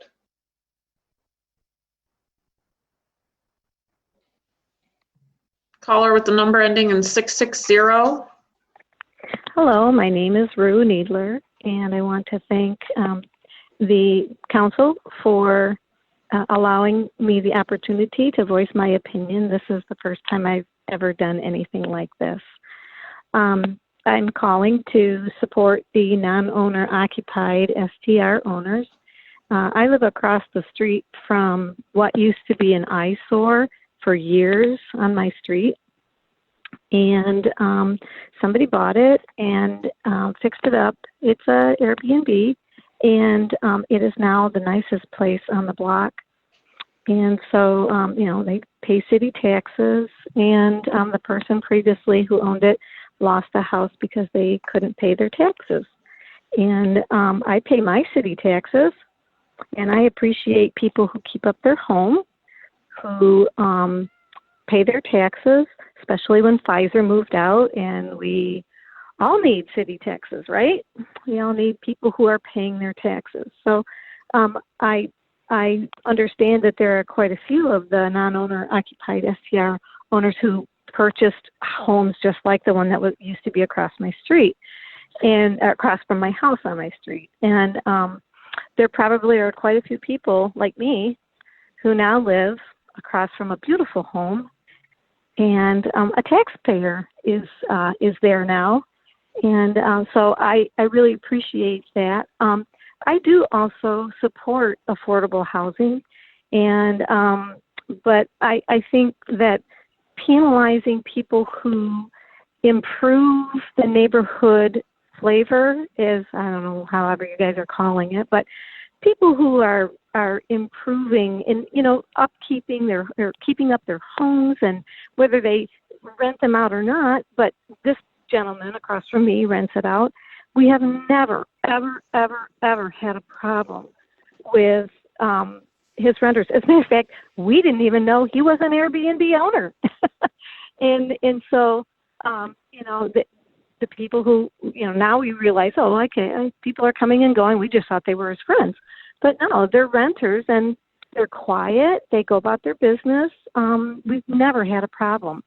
So I want to support the people who are abiding by the law and who are improving our city and making 30 an seconds. affordable way of coming here with families who need to, who have, they might have a family member dying, and they need to be in a home where there is privacy to handle that, or they might be undergoing treatment at area hospitals. Anyway, I support them. I urge you to send this back for to do an amendment that would allow for grandfathering at least the people who are already doing non-owner occupied STR owners. Thank you very much. Bye. Time. Thank you. Next caller is Anna Foster. Hi, my name is Anna Foster. I'm a resident of Ward 5. I heard a call out a few callers ago that folks in favor of affordable housing weren't on the line, so I thought I would follow up with that and say that we won't be silent. Here I am. I support PH2 as written. As Zach, who also called in a few calls ago, noted, 120 units added to the market of rental property would be 3 times what has been added since the 2015 report on affordable housing in the county was adopted by the city. That's not to say that these units would be converted into what could be considered affordable housing. If I do the math right, if they're renting out for $200 a night over the course of 30 days in a month with some vacancy in there, they're probably making incomes on these properties far higher than what would need to be charged for an affordable housing unit. but that's still rental properties available on the market that they could rent at some rate, or they could sell to families who want to move into the neighborhood. I think cities across the country have seen issues with affordable housing, issues with Airbnb-like properties, and I think that Airbnb leveraged a very gray area in sort of the legality of this. And I understand people's frustrations, but I support the city in tightening up the laws here and making sure that we don't have what happens in other communities where full neighborhoods are priced out, and certain neighborhoods that could free up and become family rentals double down on short-term rentals, which could happen if families were moving out of areas like Burns Park. So affordable housing, in favor of PH2. Thank you, Ralph McKee. I'm here. And thank you, Council. Thank you.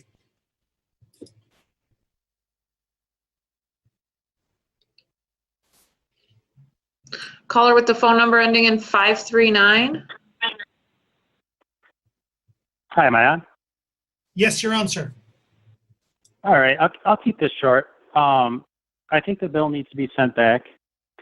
I am a property owner, and I am also a resident of Ann Arbor. I lived in my home for 7 years. We had to move due to a growing family. I love that house, and we want to keep it. We have aging in-laws. In 5 to 6 years, they're going to need to move close to us. I want to keep that house as a short-term rental in the meantime, so I can recoup costs until they can move into it. With this new law, I'm outside the zone, and I won't be able to do that. I heard callers mention long-term rentals or yearly, and simply I walk down streets in Ann Arbor where the students live, and they trash these houses, beer pong tables, shoes hanging from the wires. I don't want my house to be that. I don't want to have a rental sign on the front of it. The law's not taken care of. I'll tell you, when you're a property owner, you have to take good care of these properties. People won't stay there. My lawn is meticulously taken care of. There's shrubs, there's flowers, there's gardens. People will give you bad reviews. You can't compete if you don't do that. So, getting back to some other things, why don't people just stay at hotels? Well, during the COVID crisis, people wanted to stay in houses. They wanted to be separate. They wanted to know they had a clean environment where they're not going to interact with other people. Getting back to the lady who had an unfortunate incident, and, I'm sorry that happened to her, that could happen with anybody. It has nothing to do with a short-term renter being in there. Somebody walking down the street could have done it, or somebody staying at a hotel could have done that. So I think this bill really needs to be sent back, or at least give the property owners a grandfather clause. And that's all I have to say. Thank you for your time. Thank you. Caller 488. Hi, can you hear me? Yes, we can, ma'am. Thank you. Okay, thank you. My name is Lori Gross, and I am part of the group of non-owner occupied short-term rental owners in Ann Arbor. First of all, I'd like to address a couple points that have been brought up. There is no Airbnb money behind our group. We are strictly a grassroots group, and most of us met for the first time at the meetings that council had when they started this whole process in October. I still personally have a hard time understanding why council is focused on short-term rentals, excuse me, versus long-term rentals. So many of us have upgraded our properties, and our renters are better vetted than most students. We have inspections. I pay extra taxes. There were no rules in place differentiating when I bought my house from any other rental house in the city of Ann Arbor. I've been operating legally, and I too ask council to send this back to staff to create a clause to grandfather in existing properties. I'd also like to address the point about that those of us who are non-owner occupied short-term rental owners are greedy. I know the property that I bought was in horrible condition when I looked at it. They hadn't had students in there for a year, and I don't think anybody had invested in the property in well over 30 years. I've put a lot of time, a lot of money in there, For those who think that it's all motivated by greed, I'd say it's more motivated by loving to find great houses and restore them back to the shape that they used to be and have people in town who can appreciate it and enjoy it. I know the money that I personally have invested, it will take well over 10 to 15 years to make back just that investment. This was not motivated by greed. It was motivated by my love of Ann Arbor and wanting to have a fun place up there that I can enjoy improving for the community. Thank you. Thank you. Caller with the phone number ending in 828. Hi, my name is Kathy Strachan. I live in Ward 1, and I just have 2 comments to add. One has to do with in the question and answer document that was sent back to staff or to council members in terms of their question. The response to the licensing fee was a quote, started about $500. And I'm like really surprised at that because when I checked the registration form for long-term rental, I did not see a fee even listed. And I would like to suggest when this goes back to planning that if there's a registration fee for a rental, whether it's long-term or short-term, it should be the same and it shouldn't be $500. I don't think it's going to be $500 to add 100 more houses to your rental stock. And then my second comment, as a council, you all approved a development proposal under, quote, the old rules because as Councilmember Lum said, it wouldn't be fair to hold the developer to the new rules when they applied under the old rules. And I think the same process should apply here.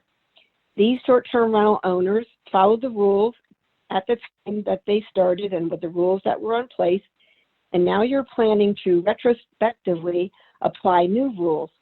And it's interesting to me that you would want to be fair to a developer, but isn't it more important to be fair to your own Ann Arbor citizens? Thank you. Thank you.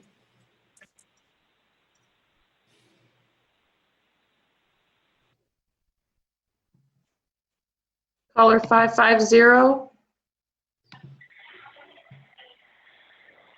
Caller 550, you have 3 minutes.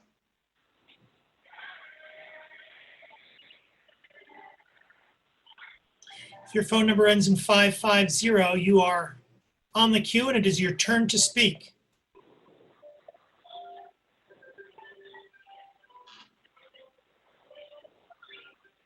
550. If you could pull that person down, Ms. Beaudry, we'll see. Yep.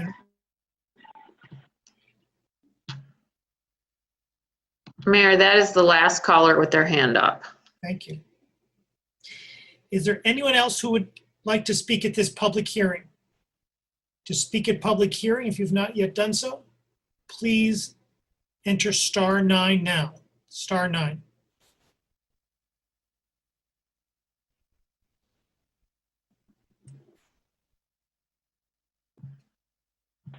Caller 101. Yes. Hello. I am the owner of Ann Arbor Guest Houses, which is a short-term rental business, all centered around downtown Ann Arbor and serving a niche market of visitors for the U of M and other people. In 2002, I moved my business, which is Bellanina Day Spa, from the 409 building, and I reconfigured the 409 building as a office space and a separate apartment. So it was zone C2 at the time. Since 2002, I have been renting almost 20 years to travelers, and I now have 7 locations, although COVID-19 is forcing me to shut down 2 of them to help stabilize my business and cut my liabilities. So the long story short is I have developed these businesses and have sold the spa, and I have 4 commercial leases in commercial zones on Washington Street and in Carytown on 4th Avenue. And at age 68, this is my retirement income. I just can't see starting all over again with another business. Clearly, I don't live in my rental unit, but I do claim one as home, and I receive mail there, and I stay there often as my second home. Been here for the last month, doing things, trying to get business started again after COVID. I have a business license. I pay use tax. I pay Michigan income tax, and I support the Ann Arbor community. I'm requesting that City Council, Mayor, and the Administrator review my situation on its merit as a solid business model in support of U of M, temporary faculty, U of M parents and alumni, U of M hospital families, and tourists coming into Ann Arbor to spend their dollars. If you shut down our businesses that are hurting right now from the COVID shutdown, you are harming well-meaning people who are supporting the economy and creating goodwill in the community. Other STR businesses feel the same way and will be impacted the same. So I ask that you grandfather non-resident short-term rentals and protect my pre-existing rights as an Ann Arbor commercial business. Thank you.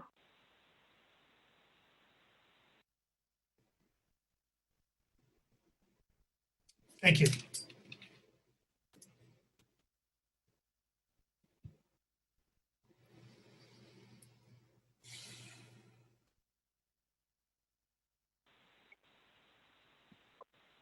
It's me. Caller 790. Yes, thank you for letting us speak. I'm a resident on the Old West Side. I live several months of the year in Ann Arbor, and I live several months of the year in Arizona. And I wanted to talk a little bit about our renters. We do use Airbnb and VRBO to rent our home out, and I'm actually a little bit disheartened to hear some of the negative comments about those platforms. Those platforms actually provide great vetting and require as much vetting, if not more, than some of the other direct ways that people rent their homes. But also, as an important note that I want to make, and I do concur with everyone talking about grandfathering and people like myself who've been legally running their home as a rental part-time of the year, as I live there several months of the year, as mentioned. I think grandfathering in is a great solution to avoid a lot of back and forth litigation that will come forward if this passes. Additionally, I want to mention some things that about my renters. On the weekends, we get renters that are families that are in for weddings for the most part during the the warm weather months of the year, and families that are in visiting their students during the colder months of the year, during the school year. Additionally, I want to mention that because of our location and many other rentals that I know are in the area, during the week, most commonly our renters are families with either children going to Mott for a surgery or adults going to the hospital for other treatments. These families, in many cases, cannot afford hotel prices at any time throughout the year in Ann Arbor.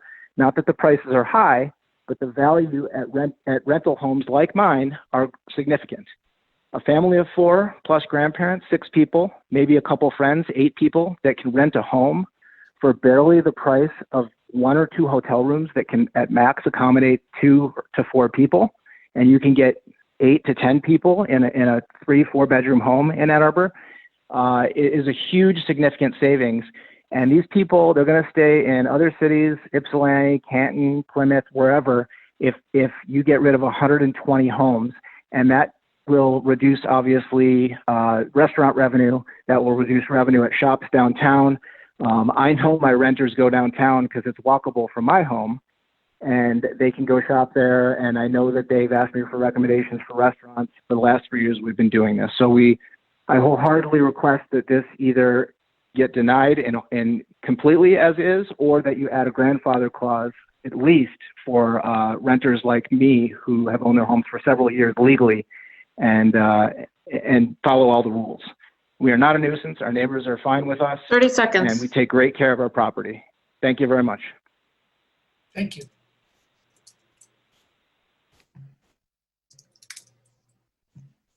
Caller 550, phone number ending in 550.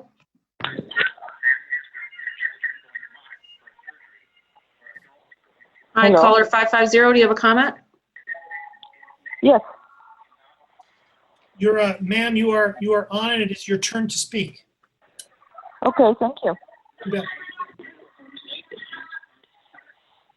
So I'm a homeowner at the Fifth Ward, and I would like to point out, like, we run an Airbnb to support our family and make Ann Arbor, living in Ann Arbor, affordable.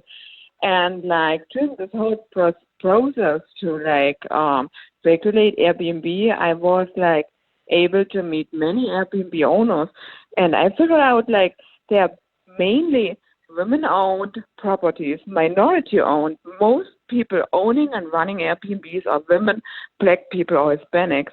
And I'm really shocked that Ann Arbor keeps on, like, basically take opportunity away from those minority groups.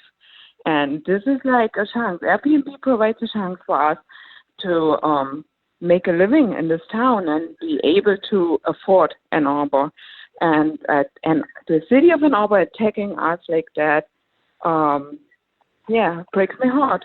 So I just would like to urge the council to send this bill back and start supporting the people who own Airbnb. Thank you. Thank you. Mayor, there are no more callers with their hands up. I think there's just 3 on the line who haven't spoken. Do you want me to call on them? I see caller 114 has now raised their hand. Thank you. Caller 114, go ahead. Thank you. James Giordani, Ward 4. I'd just like to say, owner-occupied short-term renter here, so I live in my house and rent it out. I'm calling against long-term rentals. 3 houses on my block have converted into long-term rentals, catering to undergrads. Long-term rentals are buying up much of the property stock in Ann Arbor and driving up housing prices. Long-term rentals do not have incentives to maintain neighborhood integrity or their properties. And there's no greater hell on earth than being stuck living next to undergrads. So ban long-term renters. Leave these short-term renters alone. Thank you. Thank you.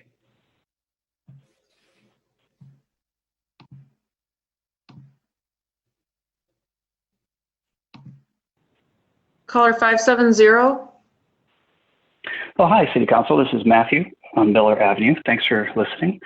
I just wanted to state that I think this should not move forward because it doesn't meet its stated legislative purpose. And I think we all have this in front of us. So just to quickly read through it, it says that the city's determined the regulation of short-term rentals is necessary to establish a community standard for the integration of short-term rental units within existing residential neighborhoods. And I think that's where it really breaks apart. It's not integrating. It's actually saying where we can or cannot do this, and also stating that existing businesses can't do this. And I think grandfathering isn't going far enough. I think this has to be rethought so it really supports the legislative purpose and not disincentivizes people from taking up this business. Thank you. Thank you.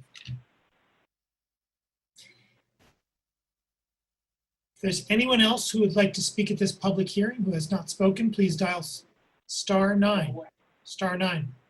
Caller 882, did you have a comment?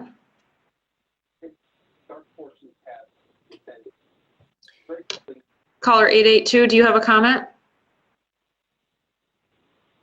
No. 882, if you're speaking, we cannot hear you.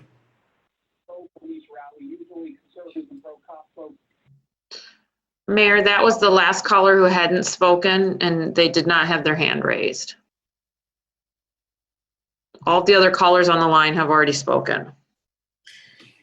If there's anyone else who'd like to speak at this public hearing, please dial *9.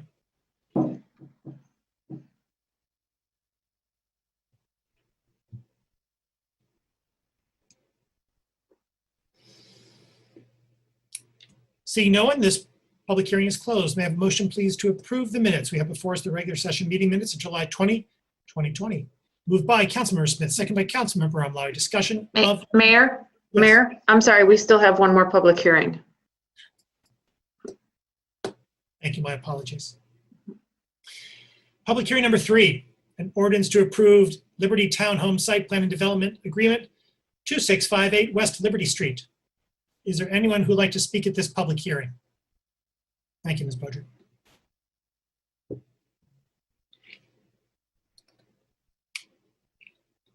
I don't see any callers on the line for this hearing. Seeing no one, this public hearing is closed. Before I was so properly interrupted, we have before us the regular session meeting minutes of July 20, 2020. May I have a motion, please? I believe it was moved by Councilmember Smith, second by Councilmember Onlowy. Discussion of the minutes. All in favor? Aye. All opposed? The minutes are approved. B1, an ordinance to amend section 1265 of chapter 11, Risk Fund of Title 1 of the Code of the City of Ann Arbor, moved by Councilmember Ackerman, seconded by Councilmember Nelson. Discussion, please, of B1.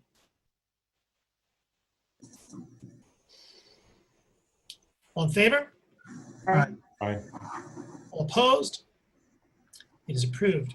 B2, an ordinance to amend Chapter 7, Business and Trades of the Code of the City of Ann Arbor by and adding a new chapter which shall be designated as Chapter 97, Short-Term Rentals, moved by Councilmember Ackerman, seconded by Councilmember Nelson. Discussion, please, of B2.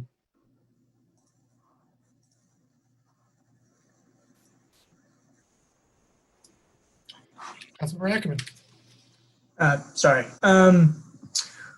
We received some advice that perhaps a postponement would be necessary. I don't want to stifle conversation if there is any at this time. I think we had some robust conversation at our last meeting, but if there's useful advice to gain in the last 2 weeks, I'm open to that. Just wanted to address that on the front end before we dove into further deliberation. If someone does make a motion to postpone, I understand that there is there is at least one recommended edit by staff, and perhaps that gets moved and I assume adopted by acclamation in advance of that postponement. Councilmember Smith. I've sent Jackie. I've sent an amendment, the amendment that you were referring to. Mayor Taylor, could you distribute that to council and I will read the amendment. It strikes the language about maintaining neighborhood and community character. So hopefully we can do that quickly, but I just wanted to move that out for the body to consider. Is there a second? Seconded by Councilmember Nelson. Discussion of the amendment. Is that friendly to the body? Can we take them separately? Separately. We are. This is just on the language. This is just on the section, the legislative purpose, section 6760. Is that correct? Councilmember Smith? Oh, okay. Thank you. I've got a couple of people on the queue. I've got Smith, Hayner, and Lum. Is the change to 650 friendly to the body? Just want to confirm something. Sure, I guess I got Hayner, then Lum on the queue. Well, I would just wanted to comment on this. I understand where people are coming from on this. This language, this notion of neighborhood character it's been very charged. 2 words all of a sudden. But, in doing research for this resolution, I went to the Michigan Municipal League, and in their March-April issue, they talk about common objectives of STR policies, and one is to preserve affordable housing, maintain neighborhood character, provide safety for residents, visitors, so on and so on. So even the MML is using this kind of language, and so I get it. We can take it out of ours because that's them. It's not us. But it's not that this language doesn't have a use. It doesn't have a purpose. It does have a purpose, and there's it's broadly used. I just wanted to point that out. Councilmember Lum. I think it's a good point, Councilmember Hayner, and I just want to confirm what's being deleted is consistent with the language that Mr. Delacourt sent us, striking out the words and inserting in the city in its place. It is exactly the language Mr. Delacourt sent. Okay, thank you. It's here. Further discussion of the amendment? Is it friendly to the body? Thank you, Ms. Friendly. Further discussion of the main motion as amended?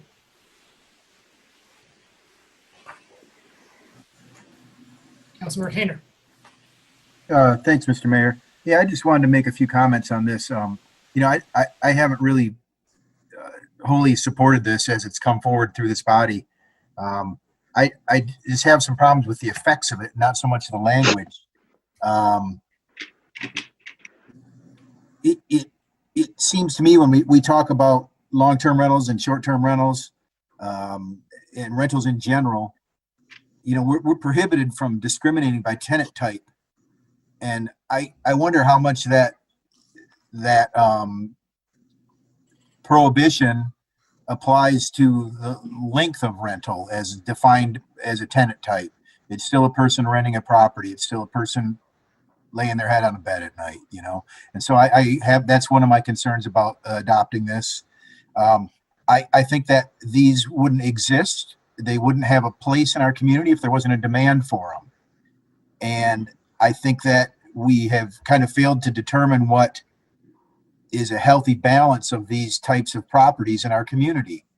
And I would suggest that instead of defining where they can exist, we may also want to define how many or in what ratio as our housing supply rises and falls and hopefully rises. We have neighbors here in the first ward who have reached out to me about this, who have converted long-term rentals to short-term rentals to the benefit of the neighbors of that parcel, to the users of that parcel, and possibly also to the owners of that property, but they are not owner occupied. But they regaled me with tales of how thankful everybody was to have an opportunity like this. So I think that these are important, and I think we're slightly missing the mark with this legislation that's before us. So I just want to throw that out there. I agree with many of the callers and many of the people that have written us that long-term rentals, from a nuisance standpoint, easily provide as much of a problem or difficulty for the neighbors as the short-term rentals do, and likely more so by volume and by numbers. So I'm not a big fan of this legislation before us. I think it goes too far. I understand that rules change in business, and all your investments don't always work out. But I think we're being a little arbitrary with shutting the door on these non-owner occupieds in these certain areas. And so I'm not going to support this. It's not for me. Thank you. Councilmember Smith. Yeah, I think that we are very close to finding a middle ground on this. I do think that there is the ability to do this without inflicting maximum damage on some folks that have made significant investments. So I'm going to propose that we postpone this until the first meeting in September to give staff an opportunity to craft some language about what that exception would be, and for us to consider that. So I'm going to throw that out there. Is there a second? Second by Councilmember Hayner. Discussion of the postponement. Okay, I've got Rumlawi and Lum on the queue, but I'm going to clear that. You're on the main motion if we get back there. Actually, I had a question. That's why I had raised my hand. Sorry, let's go with Councilmember Lum, then Rumlawi on the postponement. Councilmember Lum. Just a clarifying question, and this relates to some of the statements made in the public hearing by various folks. There are references to city-sanctioned short-term rentals, quote-unquote pre-existing rights. Which just as I speak, my cat is starting to speak. I apologize. That short-term rentals were previously authorized, that there were these old set of rules. And yet, it's my understanding that the city's ordinances and definitions do not permit them, which is why we have this proposal before us. Mr. McDonald, could you clear the air on, these were sanctioned, that, yeah. And we also have threatened lawsuits. So do what you can in answering my question. If you prefer not to answer it, cut it. Donald? I will prefer to keep my advice in writing, but I will say this, and I think, certainly Mr. Delacourt or Mr. Leonard can provide more information about this, but what some of the members of the public refer to is registration, and I think what they were talking about is the city does have in its housing code, chapter 105, a it does have the requirement for inspection for rental units. It does not specify whether those rental units are short-term rental units or long-term. But I think what the owners were talking about is that they had registered or gone through the process of having their rental units inspected by the city. And so I know you had asked a question about whether there was a list of short-term rentals that had been sanctioned by the city. It's really just a list of those people who had gone through the rental inspection process. But I certainly will look to Mr. Delacourt or Mr. Leonard if they have anything else to add to that description. Yeah, and while I'm here, just on postponing, and Mr. McDonald, again, if you want to chime in on this, I mean, I am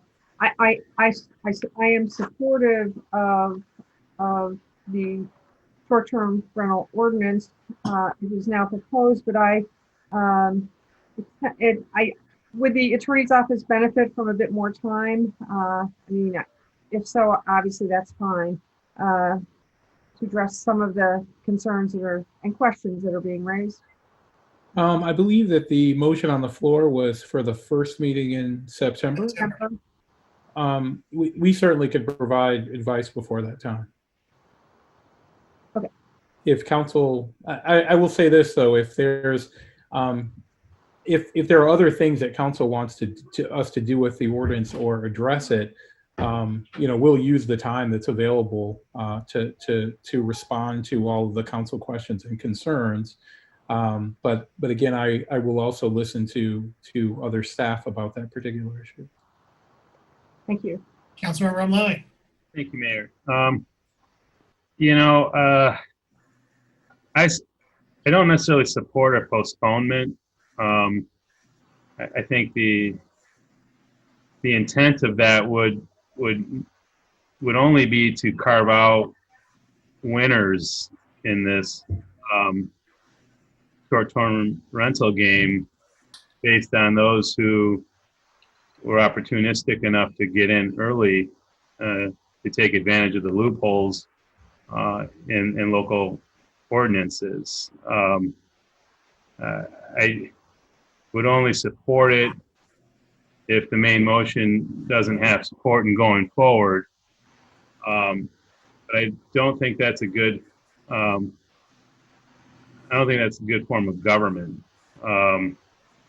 I can understand grandfathering things in cases where we were changing the rules of the game, but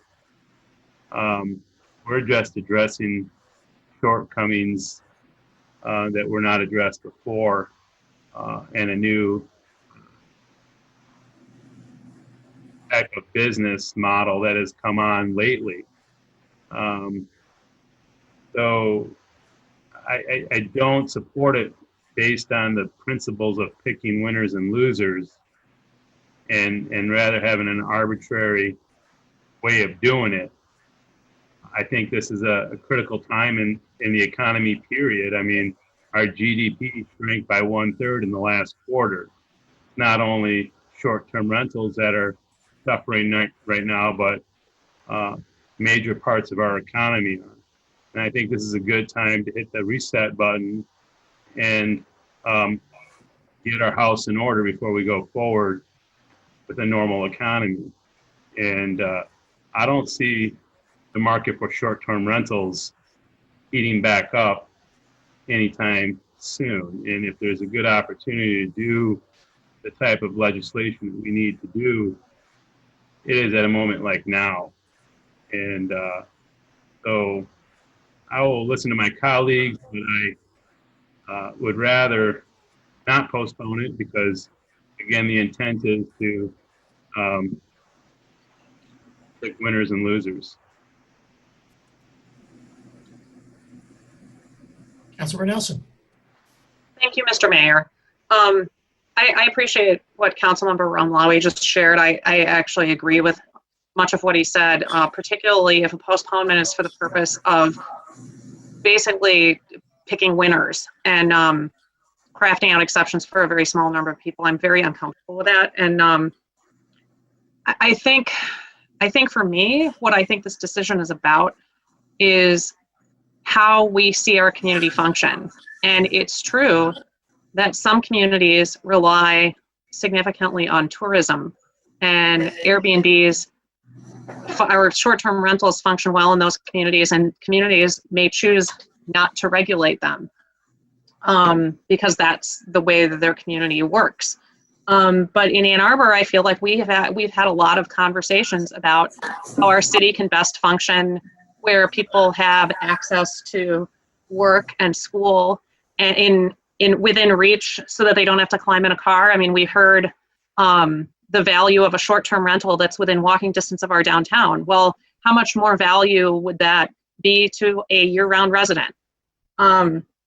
So I guess I will not support a postponement of this because I don't see that there's any more information to be gained between now and September. I think we already know that Ann Arbor is a place where community members want to live, work, and go to school and be accessible to things in town. And I suppose we have medical tourism, we have tourism related to people visiting for college events, but we have a hospitality industry. And yeah, I will not support this postponement. Thank you.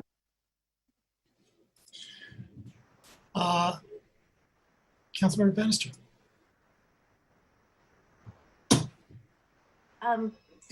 Thanks, everyone. I think a postponement could be good if the intent during that time period was for the short-term rental, non-owner occupied community to work with staff to see if they could create a sensible list of legal non-conforming exemptions. And I don't feel that's picking winners and losers. I think that is offering possibly legally deserved protection for those local business owners who might, as we heard, many of them live down the street or live next door, and they invested their savings to do this. And that one guy was doing it short term till his in-law parents could move in. The other guy, was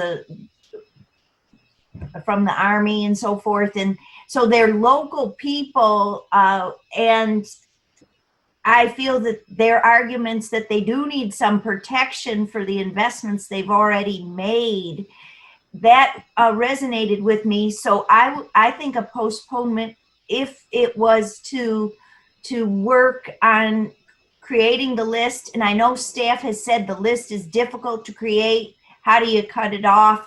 But the short-term rental community, many who've talked tonight at the public hearing, are willing to use their knowledge and expertise to help make it as easy and quick as possible for staff. They can bring tools that will expedite the process so that it's not as arduous as it might first appear. Councilor Eaton. Thank you. I don't support a postponement to design an exception for those who have been running short-term rentals in residential neighborhoods up to this point. I do, however, support a postponement to get clear legal advice on whether or not those uses were actually legal, non-conforming use. And so before we try to carve out an exception for these under that non-conforming use doctrine, I want to know whether that was a legal use at all. And we really haven't touched on that subject yet. And so I am going to support this postponement to get a clearer idea from our lawyers as to whether or not this was a legal use of those properties. Councilmember Grant. I think Councilmember Ackerman was before me. I saw his hand. Councilmember Eaton actually said exactly what I wanted to say. Okay, and it was actually pretty close to what I wanted to say. I'm going to support the postponement to get some legal advice. I just want to make a comment because we heard from a lot of people in the community, and you know, part of me questions, like, when we finally got this ordinance back, like, how did we get here? Because I remember, I feel like the reason for why we started this is very different than where we are now. And you know, I appreciate the conversations around housing and what kind of housing this is taking off the market. And I also appreciate the conversations around some of the benefits for people who do visit our community and where what's available to them doesn't work, especially considering that we do have one of the, you know, highest ranking medical centers where a lot of specialty care does take place. I don't want to call them medical tourists. I think they're people who come and sometimes need to be in a clean space or with families. And so I do appreciate that there's some, you know, really beneficial uses for short-term rentals. And, but I do want to comment that certainly not all, because we heard from a lot of people who called in, but if you're going to be pejorative towards renters and towards students and towards people who do want to be able to live and work in our community, I don't necessarily think that if it went to a long-term rental, it would become affordable housing. But to use that kind of rhetoric honestly makes me not want to help you very much. So if we do end up with a postponement and we move forward, I would appreciate if we could try to not pit long-term renters against short-term renters and try to just appreciate that long-term renters are also great neighbors. Further discussion? Councilor Malone. Thank you. So in listening to the discussion, you can see you're going back and forth. Lots of good points are being made. But because I think, I agree with what Councilmember Eaton articulated. I do not support postponement to grandfather existing short-term rentals. And we are allowing, we are not prohibiting non-owner occupied rentals that are utilized for less than 30 days. We're not preventing them from utilizing their asset. They can still rent the property. But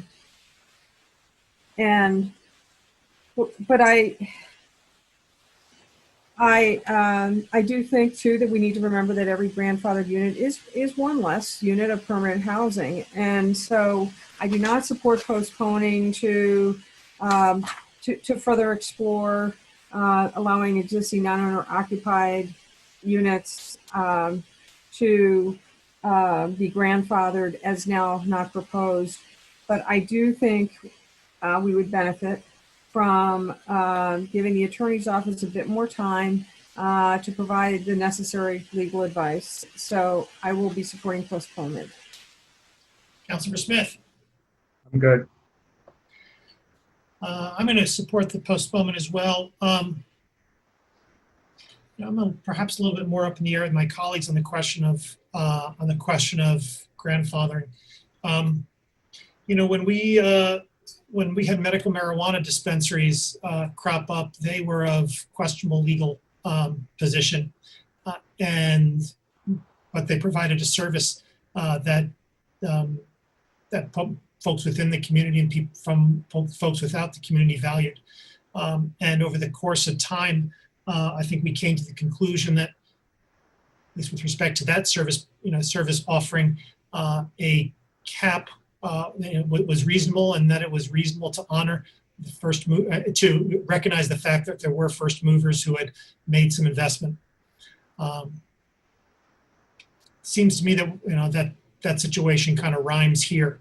I think none of us want a great proliferation of STRs. We view those, that would be, I think, understandably undesirable. At the same time, all acknowledge that the market the market values them. They do serve a role both for people that live here and people that don't.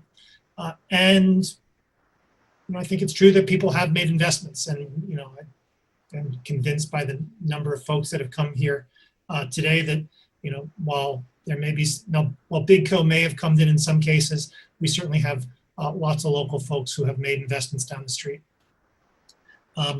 I don't think it's a grandfathered environment would be a perfect one, but I wonder whether it might be the best.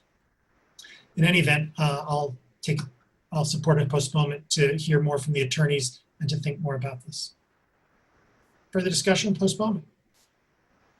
I think I heard some dispute about it, so let's go with a roll call vote. Who's on point today, Ms. Beaudry? Is it you, Mayor?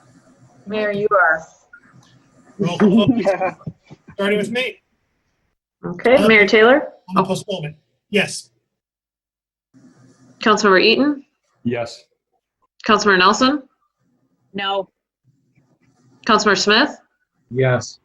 Councilmember Rumlawi? No. Councilmember Hayner? Yes. Councilmember Bannister? Yes. Councilmember Griswold? Yes. Councilmember Lum? Yes. Councilmember Grand? Yes. Councilmember Ackerman? No. Motion carries. 9:27, let's take a short break. Let us reconvene, please, at 9:40.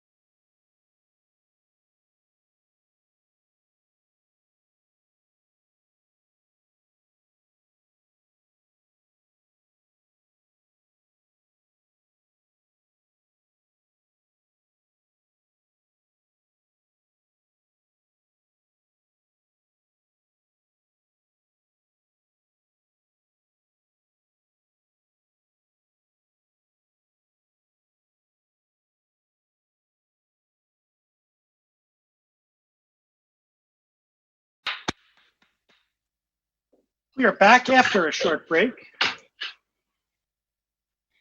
DC1, resolution to order election and to determine ballot question for a charter amendment to allow ranked choice voting. Moved by Councilmember Grand, seconded by Councilmember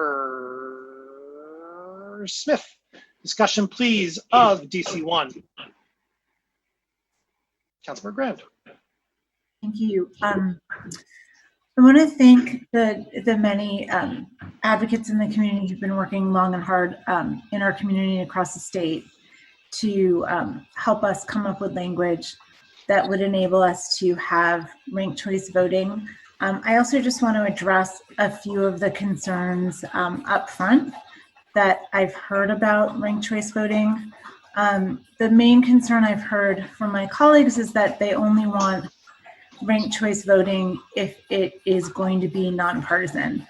And to me, those are two totally separate issues, both legally and in principle. So first, legally, I've heard from many people in the community who suggested that we have a combination ballot initiative that would have both nonpartisan and ranked choice voting in the same place.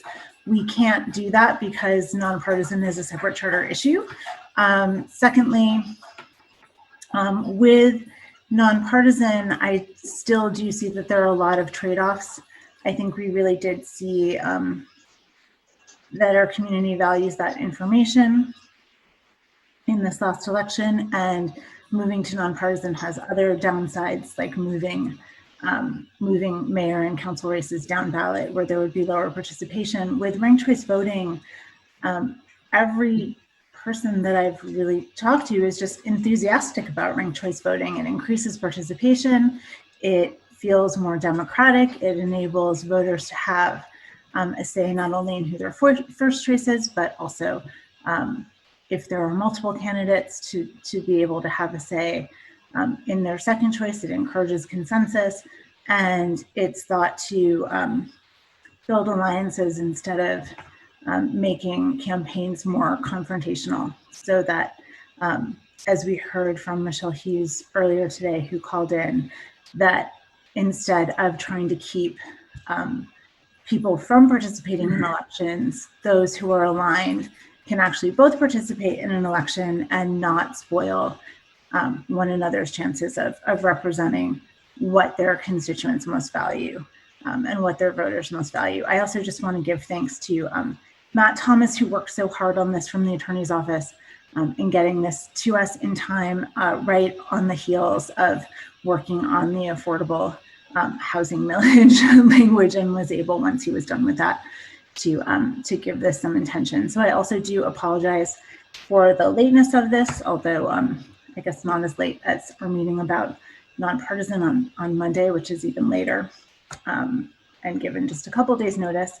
So I hope that that also won't be an impediment. I think it was really, the timing was consistent with what I promised. So we did have a week as promised that this was put on our agenda, and it was well noticed before that. Thank you. I am very glad to be part of bringing this proposal before council and hopefully before the voters. I think that we're often tasked with how to open up and bring more information to voters to enable voters to express themselves. I think ranked choice voting provides multiple avenues of expression, multiple avenues of entry to the ballot. Minority parties would have an opportunity to at least participate in a way that was, hopefully be fruitful and expand, and expand the scope of political discourse to alter the Overton window. I think that ranked choice voting at the same time recognizes the fact that party labels do carry with them meaningful information for voters. It honors that principle as well. I think that if you talk to political scientists up and down the line, they'll say that ranked choice voting is a preferred way of doing business. I think it's the right thing to do. It's a smart thing to do. I think it expands participation and expands options for Ann Arbor voters, while at the same time ensuring that they have the information they need to make a wise choice. I hope that we'll be able to bring it forward today. Councilmember Ramlawi. Thank you, Mayor Taylor, and thanks for the sponsors and bringing this for a discussion. I do share some of the concerns that Councilmember Grant has raised, that some of us have with this, with partisan elections. You know, if we're a community that most communities in Michigan operate under nonpartisan elections, we're only one of 3 in the state of Michigan that continue to have partisan elections. I don't think it achieves the goals that have been laid out just now by the mayor and by Councilmember Grant. I don't think that this will increase participation or inclusivity or bring more people under the umbrella. In fact, I think it would have the exact opposite effect. I think it'll continue the path that we've been on recently, and that's the consolidation of power. Consolidation of power in a 2-party system, but in a 1-party town. We have lost our ability in this community to have independent minded folks to participate in civil government. We got rid of the odd year election cycle. The odd year election cycle gave independent candidates an opportunity to have a shot at winning and having a seat at this table. That has been eliminated. By going to ranked choice voting for local offices using a partisan system, I think will lead us ultimately to a local oligarchy. Only folks who have tremendous wealth and connection and power and opportunity will actually be able to game the system and gain seats and represent the city of Ann Arbor. I could support this if we had nonpartisan elections. I support it in that way. But the way I understand it, this would result in someone having to run effectively 2 campaigns, well over 6 months of their time committed in order to sit and be a part and have this opportunity that we share tonight. And I really do think if this was to happen, if it was allowed to happen with a partisan system in a 1-party town, it leads us to an oligarchy. And I'll reserve my comments, my second time to comment later. Thank you. Councilor Eaton. Thank you. I support ranked choice voting. But as the resolution acknowledges, state law doesn't currently permit ranked choice voting. There are currently some bills pending in the legislature to allow ranked choice voting. House Bill 5281 and House Bill 5282. HB 5281 would allow ranked choice voting when the election of city officers is the only election on the ballot.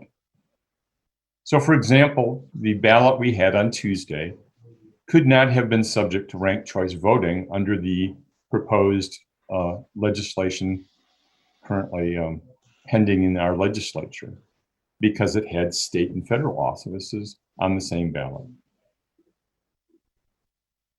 Our state election law expresses a preference for local elections to be in odd-numbered years so that they don't commingle with state and federal elections. And so there's this acknowledgement that a local election in an odd numbered year would be much better operated under ranked choice voting, where it's under our current system in even numbered years, it would not be permitted. I support ranked choice voting, but because of the mess that we've made of our local election laws and how we've deviated from the state election law, I don't think it's workable, and so I won't be supporting it this evening. Councilmember Lum. Sorry. Thank you, Mr. Mayor. I will not be supporting this tonight for various reasons. Ranked choice voting is an election mechanism that one state, Maine, and about 20 cities do now use. It is something Ann Arbor may want to consider if and when it is allowed in Michigan, which, as others have stated, it is not now permitted under Michigan law. While legislation was introduced in December of 2019 to allow it, the outlook for the legislation is unclear and iffy. I have not decided if I support ranked choice voting or not. I'm doing my due diligence now, and I would just say I think there are strong arguments on both sides. But regardless of that, I just don't think it's at all appropriate to have Ann Arbor residents voting on hypotheticals, which is what this is. If the enabling legislation is passed and the specific processes, regulations, and the requirements are defined, then that's the appropriate time to place the question on the ballot for the voters to decide. Not now before the state even allows it, if it ever does. I would also just note that the ballot language is nothing to explain what this is. It just says Ann Arbor should adopt ranked choice voting if the state allows it. What ranked choice voting does not do, however, is address the problem that we have in Ann Arbor, that lower turnout August primaries determine who the mayor and council members are. Ranked choice voting does not change that. That issue would be addressed, however, with nonpartisan elections where, under any circumstances, the higher turnout November general election would be the deciding election. So, contrary to what was said previously, nonpartisan clearly increases participation because the elections would occur in the general election. We will have the opportunity to do that, as has been noted on Monday night, as we have a special session to discuss placing the question of partisan versus nonpartisan local elections on the November 3rd ballot for the voters to decide. And you will recall that a year ago, 7 council members supported allowing voters to decide the partisan nonpartisan question, but the mayor vetoed giving Ann Arbor voters that opportunity. At that time, Councilmember Smith voted against placing the question on the November 2019 ballot, but indicated he would support placing it on the November 2020 ballot. On Monday, we'll all have that chance.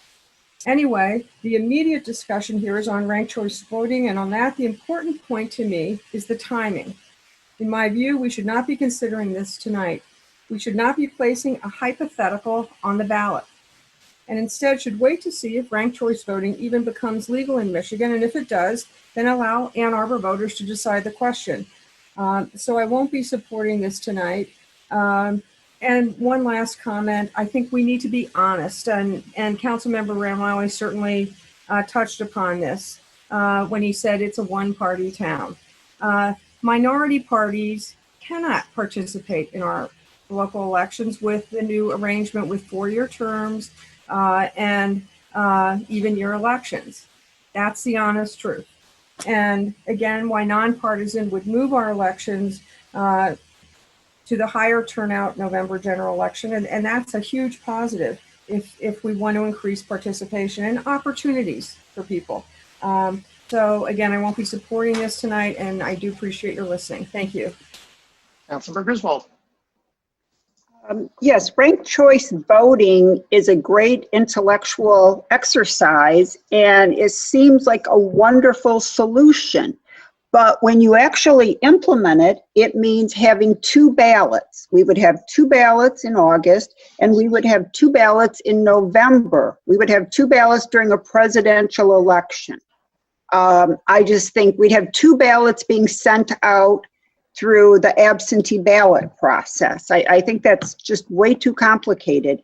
My top priority is to move the election to November.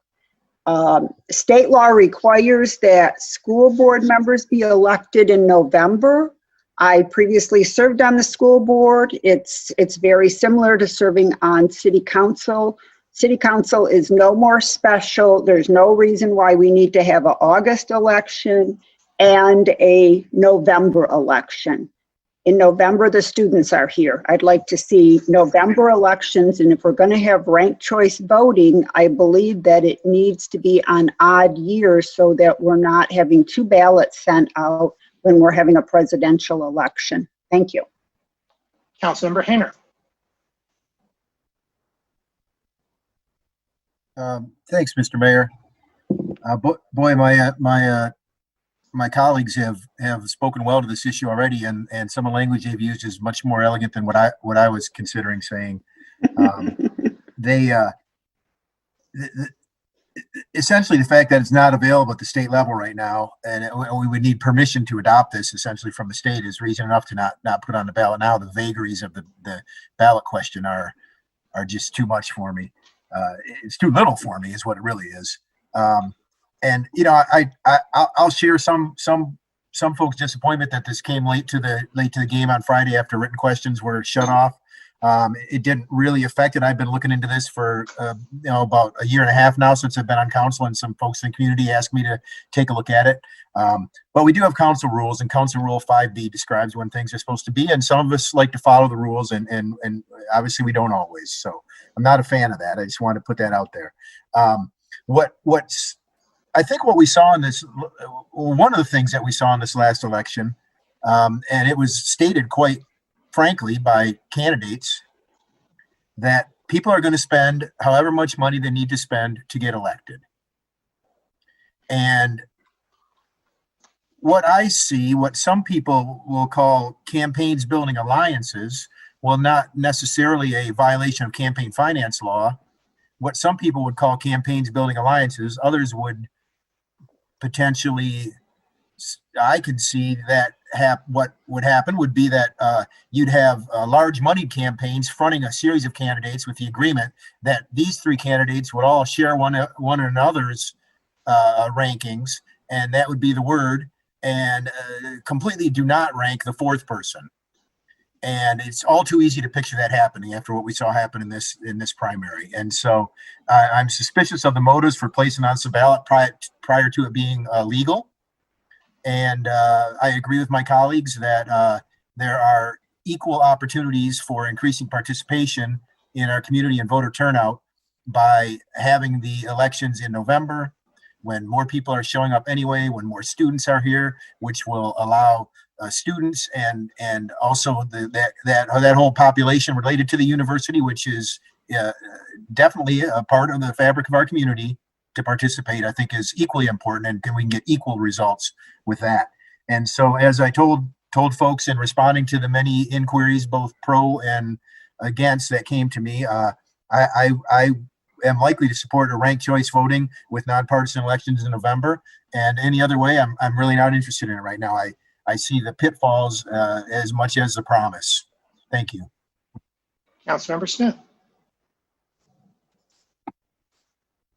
Addressing Councilmember Lum's comments about my intention, I would suggest that the sponsors of the legislation for nonpartisan elections probably should share that with me and have a discussion with me before they assume that I'm going to be backed into voting the way that they want me to without having seen this legislation well in advance.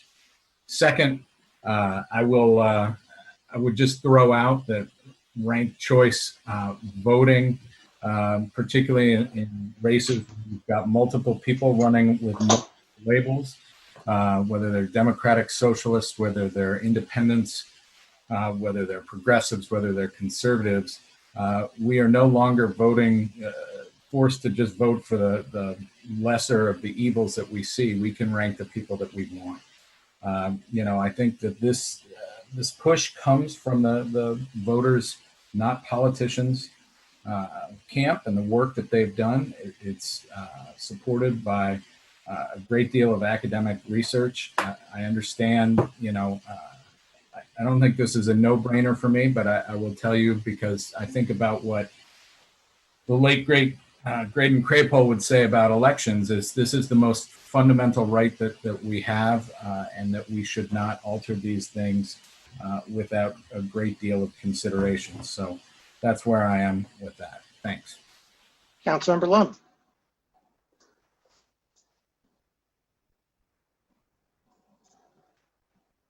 Answer Councilmember Smith's query. The proposal, ballot referendum proposal, is identical to the proposal that was presented council on July 1st, 2019.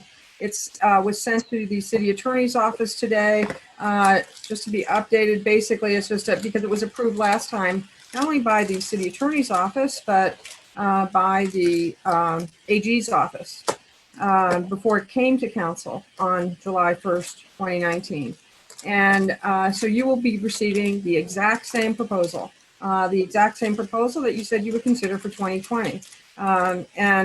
That's why I just threw that out there. And as soon as the dates are adjusted, I think really that's all the adjustment. But you can just go to Legistar, look up 7/1/19. That's it, or I'll just send you the link. Happy to do that. And I would just say that, well, I think I've said enough. But just in general, let's extend opportunities to as many people as possible, both to run for office and to voters to participate. And that only happens if we have nonpartisan elections, we're really honest, and if we have our elections in November. I can't honestly see any rational argument for not saying we want these decisions to occur in the August lower voter turnout primaries versus a general election. How is that not a good thing? Councilmember Romali. Thank you, Mayor. Yeah, just again to echo my colleague's statement, Councilmember Lum, the ballot proposal that we're bringing to discuss and consider on Monday is exactly what we've seen before. There's no new surprises in there. It's just the dates. And you are on record, Councilmember Smith, saying that you would support this in a presidential election. And we have one of the biggest presidential elections of our lifetime coming up. So there would be no better opportunity but to pose this question to the voters this November. This council likes to pride itself on inclusivity, and let's see it. Let's put this to the voters once and for all. And we tried to do that already, but we've been vetoed. And we asked the voters on a lot of things, and I think this is like you just said, the late great fourth ward rep said, voting is a fundamental right that we have, and what better way to do is just to go there and ask them themselves and settle the argument once and for all. It's not going to be that detrimental. And I just think that with what we're talking about here with ranked choice voting is that we're putting the cart before the horse. It's still not permissible at the state level. We have very vague language that we're proposing to send to the voters to vote on. And I don't think it's a good form of government. And I don't think it achieves the goals that are described in doing such. So, over 30% of voters identify as independent. They don't identify as Democrat or Republican. Over 30%. That's a big part of our world, or of our country, of our community, who don't identify with party labels. So if we are talking about inclusion and diversity and representation of minorities, then let's open it up and let's have nonpartisan elections. It's frankly that simple. And what we're seeing now is not good for democracy. We're seeing a lot of money being spent, and well over $260,000 was spent on just this primary alone. $260,000. If that's not alarming to the general public, they're not paying attention. Councilmember Hayner. Thanks, Mr. Mayor. It's going to sound redundant now. I was going to thank Councilmember Smith for reminding us of former Councilmember Craple's concerns over the sanctity of the act of voting. And, you know,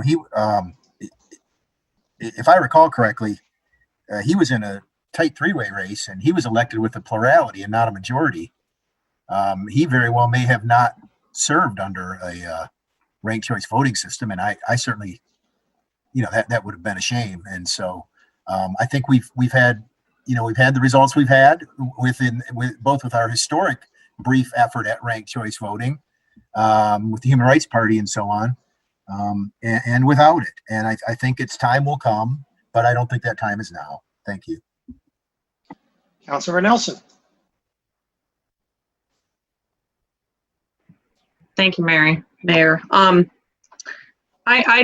just want to comment that Councilmember Olami brought up a point that I hadn't thought of, which is a significant one, that now that we know just how much money can be invested in these kinds of races, the idea of there being two contests, both in August and November, does mean that you're going to have significant means to make this play out.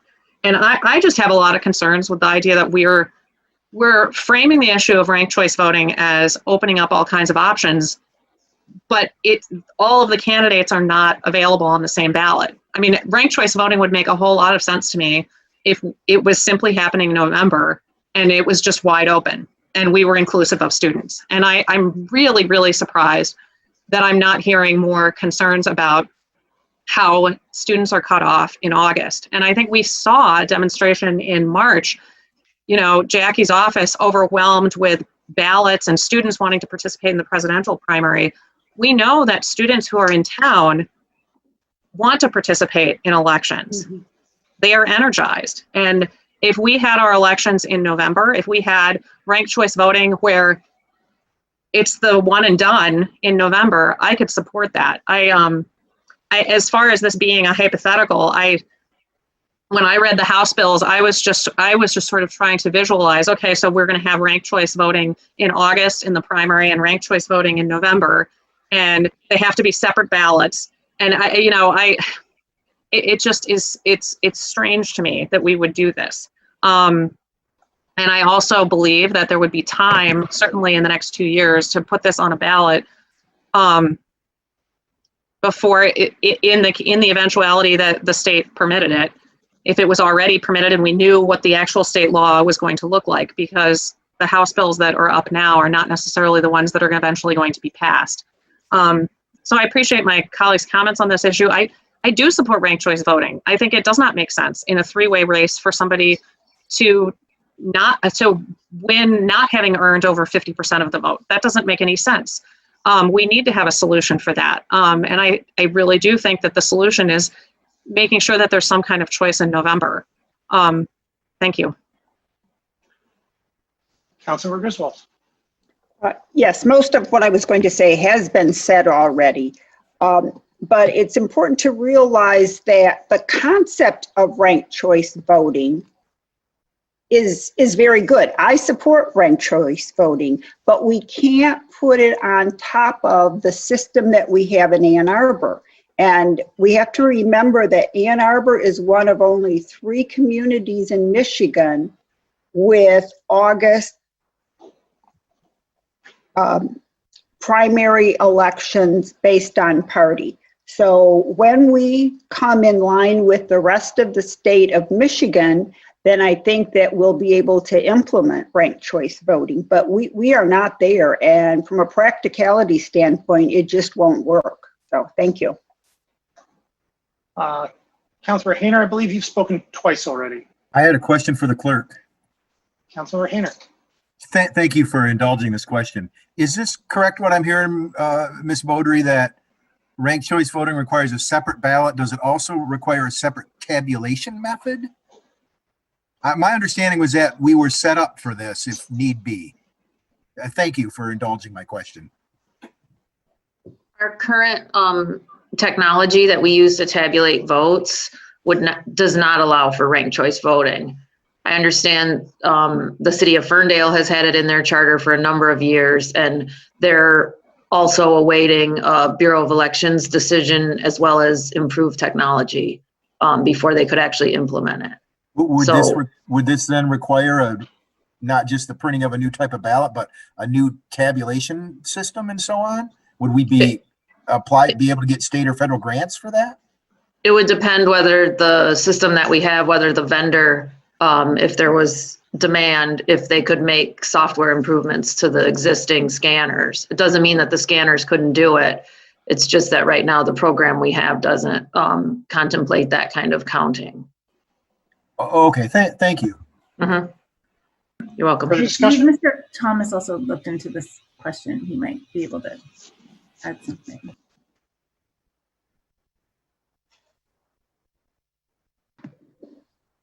Yeah, I did, and that's basically what we found is that the machines have the technical capability to do it. They just don't have the ability right now to do it. So I agree with the clerk. Further discussion?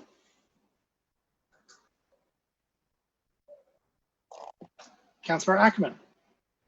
Thank you, Mr. Mayor. Ms. Beaudry, forgive me for my ignorance.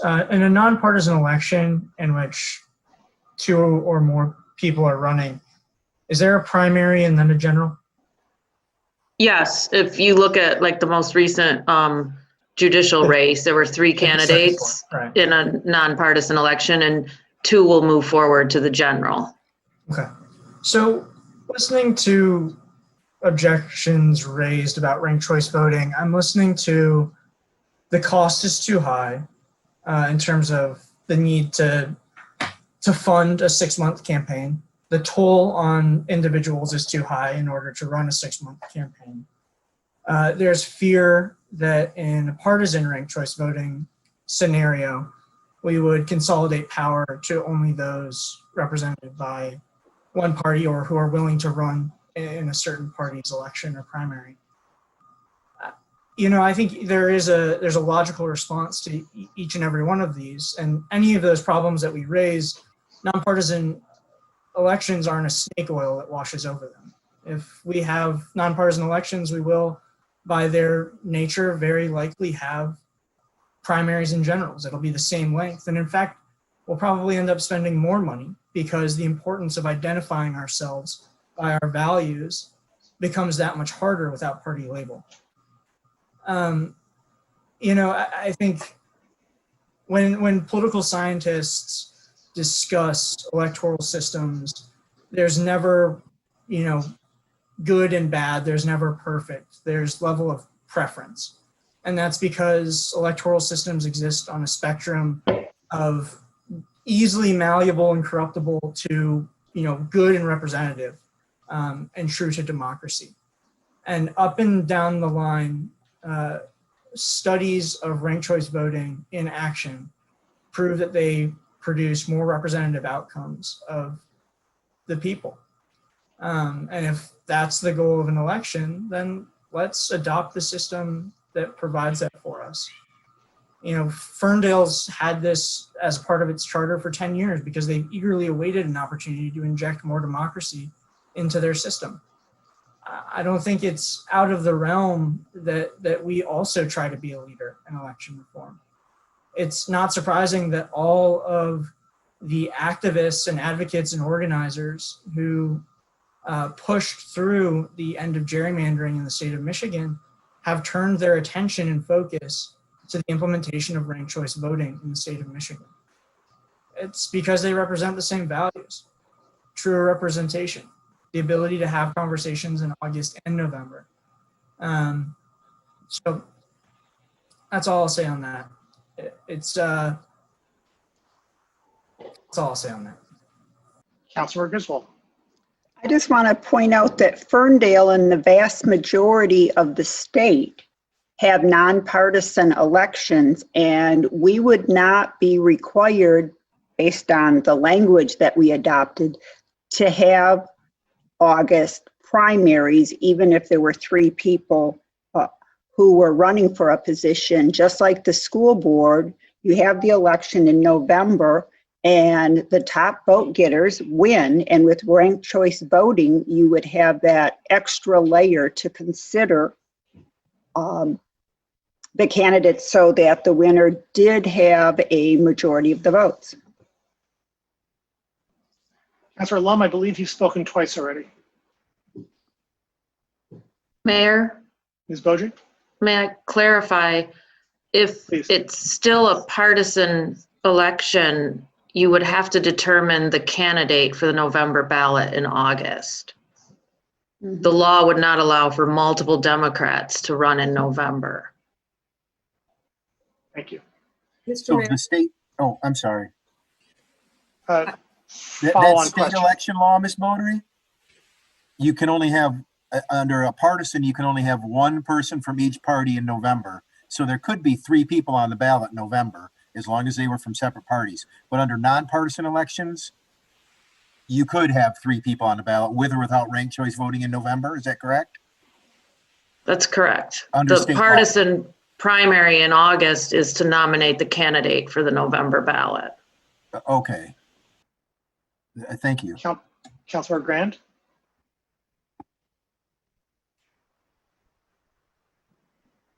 Does Councilmember Lum want to speak? I mean, she's- awfully nice.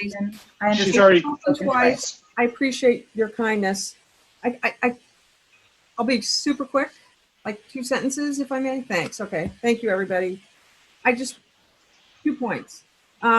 With nonpartisan, the deciding election would always be in November. If there are 2 candidates or less, there is no primary. If there are more than 2 candidates, there's an August primary with the top 2 on the ballot in November. So November is the deciding election, and that's a good thing. And my other point, with the system that we have now, running in November, all the candidates are unopposed. That's it. Thank you for indulging me. Councilmember Grant. Thank you. I apologize for not providing some other context about the discrepancy between the state of this proposed state law and nonpartisan. I was encouraged by leaders at the state level who have been working with both, as mentioned, voters, not politicians, and now working on this issue of ranked choice voting, that it would be incredibly helpful to those trying to push through legislation in Lansing if more communities actually came forward and adopted ballots like the one proposed this evening. I was also told by those at the state level that the language, I believe as one of my colleagues mentioned earlier, is not set in stone. And so looking at different communities that adopted this, they could change the enabling legislation to accommodate all of the communities that have expressed this preference. I do believe that our community is intelligent enough to be able to figure out such a hypothetical that if enabling legislation allows it, we want to move forward. And so all it's doing is preparing for that hopeful eventuality. So it's pretty low risk. I think the last 2 years have shown, maybe not from my colleagues' perspective, but I'm patient. The time for ranked choice voting will come. If it doesn't come tonight, I'm disappointed because many of you have expressed that you're in favor of it, and it's actually quite separate from nonpartisan. And the idea that there's some sort of quid pro quo, like if you pass nonpartisan, I'll pass ranked choice voting. is incredibly disappointing to me. The fact that I've been called dishonest by a number of you here, the fact that many of you have accused people who won an election by sizable margins of buying it is also disappointing. And to let your feelings about that color the ability of voters to decide about whether or not they want to have a better form of democracy is also disappointing, especially during a presidential election year, because I've often heard from many of you that we should let the voters decide these important decisions. So I'm sorry to hear this feedback. I certainly, for the last number of weeks, have offered that if anyone had any questions, please let me know. If anyone wants to co-sponsor this, please let me know. And until the language that I heard from one of you. Right. So none of these concerns were expressed when I said that my intent was to bring this forward back on our July 20th meeting. So I'm sorry that you're taking out your feelings this way on our voters. Further discussion of the main motion? Roll call vote, please, starting with me.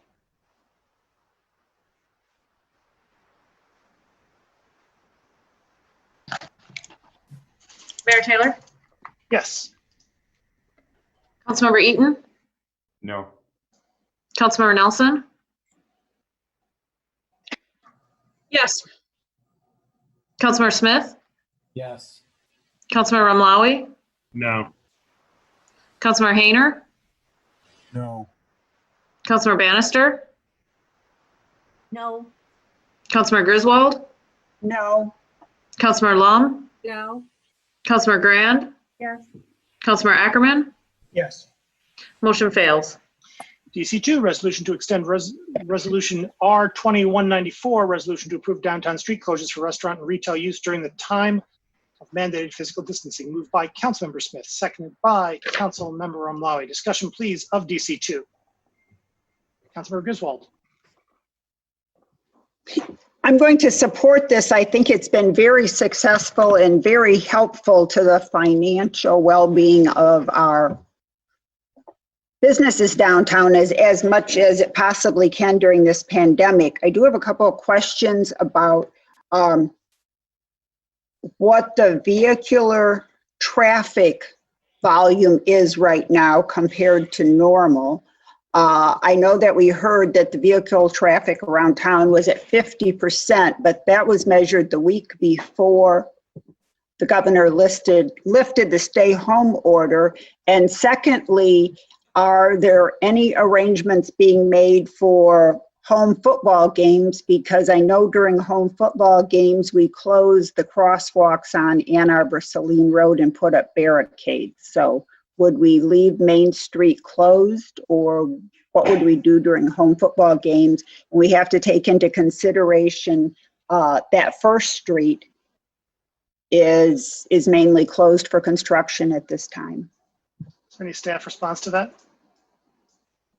Mayor, I'm not aware that there are traffic counts that are going on now in the downtown. I can share anecdotally, I could only share anecdotally that it has not been heavy. In regards to the football planning, the schedule has just come out, and it surprised me that one of the games is now before September 21st. It was not a home game wasn't planned before. So I think council can anticipate a request for road closure coming up on that. However, this is a fluid year, and how they're going to proceed with the football games, we still don't know. So, I mean, you're asking good questions, but I think we don't have the answers to some of them yet. Okay, thanks. Councilmember Hayner.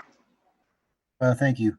This resolution asks that it last until September 21st, 2020. And, as you all saw, we received many requests from downtown business owners and others in the community to, extend it as long as possible. So is it a simple matter should we modify this now, or is it a simple matter to bring this back and say, look, it's working out. We still have the COVID concerns. You know, the university's changed or anything that's dynamic about this situation. Well, clearly there are many things that are. And then is it a simple matter for us to extend this yet again? Or should we just maybe modify it right now and extend it until, October or something? I don't care either way. I mean, it seems to be working out for people. I've seen more anecdotally, I've seen more confusion around these temporary street closures for the healthy streets. I can't tell you how many people I've seen start to turn down a street that they thought was a street, see the closed sign, and then now they're parallel to the traffic and they're trying to back their way out. They don't know they can go down the street. And so I know there's that's a Healthy Streets program, not this. I recognize that, but I think that's going to cause more confusion than this. I'm just wondering if anybody has any opinion on moving to make this go even beyond September 21st. Just throwing it out there. Councilmember Omlawi. Thank you, Mayor. And thank you to Tom Crawford and Councilmember Lum.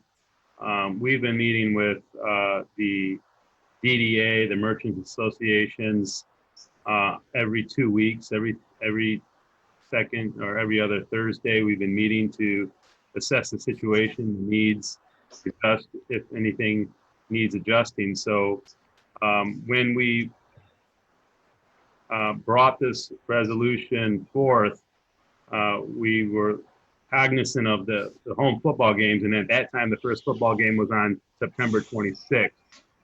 So I had asked for this to be a sunset provision of the 21st.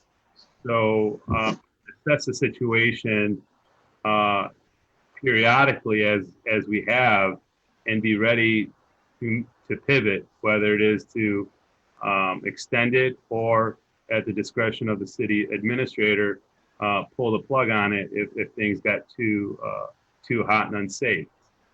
So after this was drafted, the football games were announced and they moved up the dates, and now the first date is on the 5th of September. It's my understanding that there won't be folks in attendance, or very few in attendance. So I'm not sure how the other closures, if they're going to happen, will happen, because there won't be 110,000 people in that stadium, obviously. And I don't know if they're going to be able to play a full season based on what's going on in other sports. It's been my train of thought is to continue to monitor this, continue to work with Tom Crawford and Councilmember Lum, the DDA, the associations, and evaluate the situation every 2 weeks and make our decision based on real-time information. And to go as far as November 1st right now, I think would be a big leap of faith, and I think it's more sensible to take it in increments and smaller increments. We've heard from dozens of small businesses that this has been a huge shot to their arm, and hopefully will allow them to make it through this. I mean, I've talked to many folks in the industry, and it's no secret, you guys know I own a restaurant down here. I'm down here every day. I have been ever since this pandemic has started. I haven't taken much time off here. I've only closed for 3 weeks during late May, but it's bad down here. We don't have the people working downtown. We don't have a captive audience. Our business lunch is shot. Catering is shot. I know some bar owners that are going to be going out of business. They're able to stay in business now because of the outdoor seating, but once the weather turns, they're closing down, and many of them are contemplating whether they're going to be coming back. And so, I might go beyond 3 minutes, but I apologize. I wanted to give a little bit of background on this because I have been spending quite a bit of time on this, probably upwards over 50 hours this summer working on this alone. And so what we've been hearing is that, like my business, 85% of our sales are for me, it's to go. 85%. But for other businesses, it's 85% outside. Not very many people are comfortable eating indoors. So I think this is really important to help those who need it the most. And let's not forget what's created downtown's success for the last 15, 20 years are its small local businesses, are its restaurants, its coffee shops. That's the reason tech companies wanted to relocate in downtown and pay really expensive rents, is so that their staff, their employees can take advantage of the downtown amenities. So it's important that we try to protect that, because that's what's made our downtown rich and vibrant. And you know, we were gonna just come back and look at this in a few weeks and see if it needs to be extended. So I apologize for going a little long, but this is important to me, and it's something I've been working on since May. Thank you. Councilor Lum. Thank you. That was well and eloquently put, Councilmember Ramlawi. And I would like to thank you for taking the lead on this. And I'm happy to be a co-sponsor. I think, you know, as we all know, we all fully appreciate that that extending the existing street closures that have been in place downtown is supporting business in a safe environment of social distancing, and that's a good thing. And when we approved these closures on June 1st, it was done at the request of the downtown merchant associations, who had polled their members. And at that time, again, as has been stated, and we all again appreciate, the closures would end August 23rd, or when the restrictions on gatherings were lifted by Governor Whitmer. This extends, again, as Councilmember Ramlawi shared, these proposals are being brought forward and adjusted a bit through very thoughtful, collaborative process that engages all the merchant association representatives through their executive directors, the DDA, Mr. Crawford, various city staff, and again, as Councilmember Malawi shared, this is being monitored and evaluated every couple of weeks. So, you know, it's a pretty nimble and very thoughtful process. So this 30-day extension, again, is until the 21st of September, or when the restrictions on gatherings are lifted by the governor. And it does cover the same streets for the same time, from Friday at 2 p.m. through Sunday at 8 p.m. We've been receiving lots and lots of emails about this in support of this. Some folks have suggested, because it has been so successful, to extend it further, you know, to a Thursday or all week. But again, what's being brought forward reflects these conversations and recommendations. And on this, the merchant associations have asked for the extension. And again, these emails from folks certainly support this. As we all know, the pandemic has severely impacted our local businesses.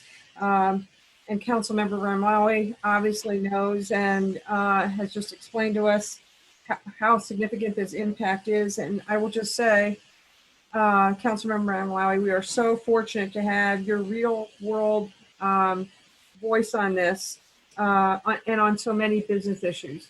So thank you. And this is all about supporting our local businesses, helping facilitate their recovery, and frankly, their survival. So obviously I'm fully supportive of this extension, and I appreciate your consideration. Thank you. Councilor Nelson. Thank you. I would like to ask to be added as a co-sponsor. I am very, very pleased that we're able to make this happen for the benefit of our downtown businesses. And I'd just like to add that I want to thank staff for the efforts that have been made in the public awareness campaign about wearing masks downtown, because I think that is the flip side of this coin, is allowing these activities downtown and attracting more people downtown, which is something that I think we all want to support to make sure that our businesses survive. The flip side of that is the responsibility that people need to take when they're walking around on the sidewalks and are getting in close proximity to people. We really do need to be conscious of how close we are to people and wearing masks. And so I look forward to ongoing city efforts to make sure that that is a reality. And I'm grateful for all the signage that I've seen around town reminding people to wear masks when they are in our downtown, where people tend to be a bit closer to each other. Thank you. Councilman Grant. Thank you. Last week I heard concerns about consistency with masks, about some people not feeling safe downtown. So about a week ago, I was biking with my daughter, and I felt like if I felt safe with her going through downtown, that was a pretty good test of safety. And I know as I've been downtown more often and really looking, I do feel like mask compliance is up. I hope that we will be able to evaluate after August what it looks like once student move-in comes back, because we may want to find that we actually want to do this more days. If we have more students on campus, we still don't have a good sense of exactly how many of them are coming back or not. And I think we'll have a good sense of numbers, and if it makes sense to have more of our streets open to pedestrians and cyclists, as well as outdoor eating. And also we'll have a good sense of what compliance looks like from those who move back into town in the next few weeks. So very pleased to support this, and I appreciate Councilmember Malawi's perspective as a downtown business owner. Councilmember Ramlawi. Your work on this. I'm sorry, Councilmember Grant, I interrupted you. My apologies. Councilmember Ramlawi. Thank you, and thanks to my colleagues for their support in this. And it's deeply appreciated. I forgot to mention that part of the working group that meets every 2 weeks, often Michael Rain from the University of Michigan joins us to fill us in on what the university is doing. And we've been trying to collaborate. Tom Crawford and others and staff have been trying to collaborate with the university. So we, with the information and education campaigns, we are consistent in understanding and in sync with each other as to what we're doing and how we're doing it. So I apologize I didn't mention that earlier, but we are in constant contact with the university, with Michael Rain, to better understand what's going on with the university and how that impacts us. And it was going to be this week here, I think the university was going to have a better idea of how many students were going to come back to campus. This was a week that Michael Rain said that it would be shaping up for them in terms of the information that they can relay on to us to what they expect the population to be like. But that is a big consideration that my colleague just brought up, Councilmember Grand, that the situation is going to change quite a bit when school reopens. And we are, not necessarily on pins and needles, but we know it's going to change drastically, and hopefully it remains safe. And so, again, that's another reason why we meet often, and we want to revisit this every 30 days to see what the situation is like before committing to too much. And we understand that, and I think everyone does, that the city administrator does have the authority to terminate the program at any time where he feels it becomes unsafe. But after August 30th or 31st, when the students return, we will have a city within a city, and there's going to be different needs and different risk factors based on what part of the city we're talking about. So whether it's for social distancing or to help the small businesses or both, there are a lot of different nuances, and each street is being looked at based on those unique circumstances. So all those things are being talked about in detail, like I said, every 2 weeks. And if anyone wants to join that, please reach out to Maura or Mr. Crawford. I'm sure if you want to join the conversation on the 30th. I'm not sure when we're meeting next. I apologize, but I think it's next Thursday. More the merrier. Further discussion? Let me suggest we've probably talked through this one enough. All in favor? Aye. Opposed? It's approved. DB1, resolution to approve Liberty Townhome Site Plan and Development Agreement 2658 West Liberty Street, moved by Councilmember Smith, seconded by Councilmember Ackerman. Discussion, please, of DB1. Councilmember Hayner. Thanks, Mr. Mayor. Just briefly, I was sort of shocked by the first the first report from planning staff, and not surprised, knowing the site well and the area well. And I'm not thrilled with the results that was come up with between the negotiations of reworking the entryway and so on, and stretching kind of not stretching because it's lawful, but in any event, stretching the definition of safe, fire access. We actually saw that today down on the Lower Town site where, they're going to drive right over the roundabouts. They're too tight for our equipment. So I have the concerns about traffic and access to the site, and I share the ones that staff shared. I understand, but not fully, how they've been changed by limiting access in and out of the site in one direction only. But what was most startling to me in the report was the notion that this is providing a much needed market rate housing, which we know that market rate housing is needed, but we've had so much built in the last couple of years that's been, I know that it's not market rate, it's above market rate. And so the notion that this is rare market rate housing tells you something about the money that's sitting out there to be skimmed out of our community by people who are willing to build above market rate or near luxury or luxury versus what we really need, which is workforce and below. And so I appreciate that this is providing that. It's one of those little slots of land, if you know where it's going, that it wouldn't be for me. I hope that the units that are constructed are in such a way that folks can live that close to the highway. And, I appreciate that we're this green parcel that is really kind of green in name only in this situation is being developed. And my apologies to any neighbors who are going to have constant U-turns in their neighborhoods, but I think it's appropriate that we approve this with those changes, just to kind of add to our mix of housing. And to that end, I sometime the next month I want to bring forward a resolution to start to do a more complete survey. Mr. Delacourt spoke about this a little bit with email today. I really want to get a record of what is gained and what is being gained and what is being lost in our community.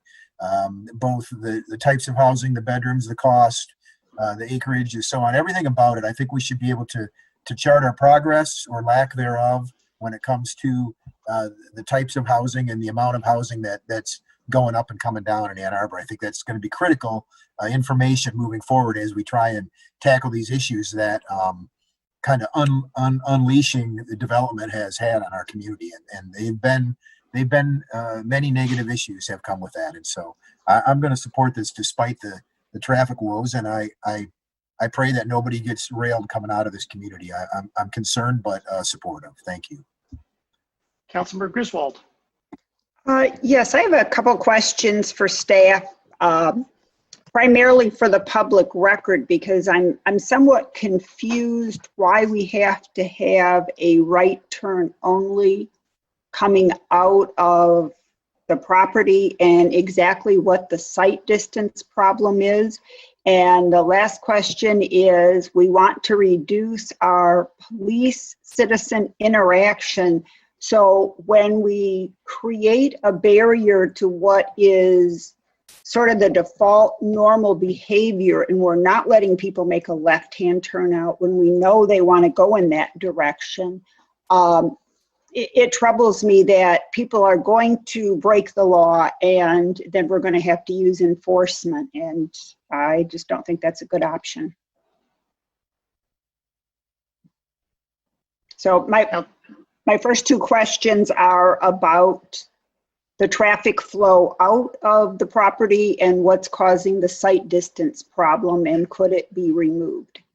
Well, good evening, Mayor and council members. I'm Brett Leonard. I'm the planning manager. We also have Alexis DeLeo, the city planner, and Cynthia Redinger from traffic engineering as well. I will do my best to address that question. We agree. The circulation of traffic in this particular configuration for this site is less than ideal. However, that configuration, in our opinion, is necessitated for safety concerns. Providing safe access to this site warrants that configuration, and the petitioner, in working with city staff, worked to orient that drive and relationship with the public road right of way in the best means that we can to discourage folks not following the design direction that we assert.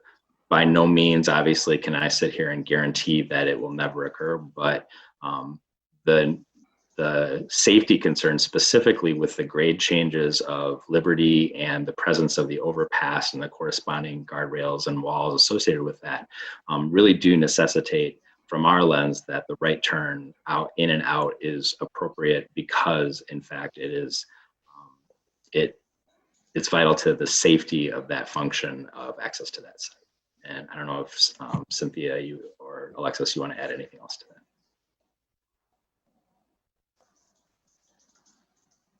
that? I can add that the sight distance problem is because the site is located on the inside of a slight curve of Liberty, and the Liberty also ramps up as it goes over I-94. So when seated in a car, it is hard for motorists to look up enough and around the curve enough, and that's what's creating the sight distance problem. And then compounding all of that is the fact that there are solid walls, parapet walls to the bridge.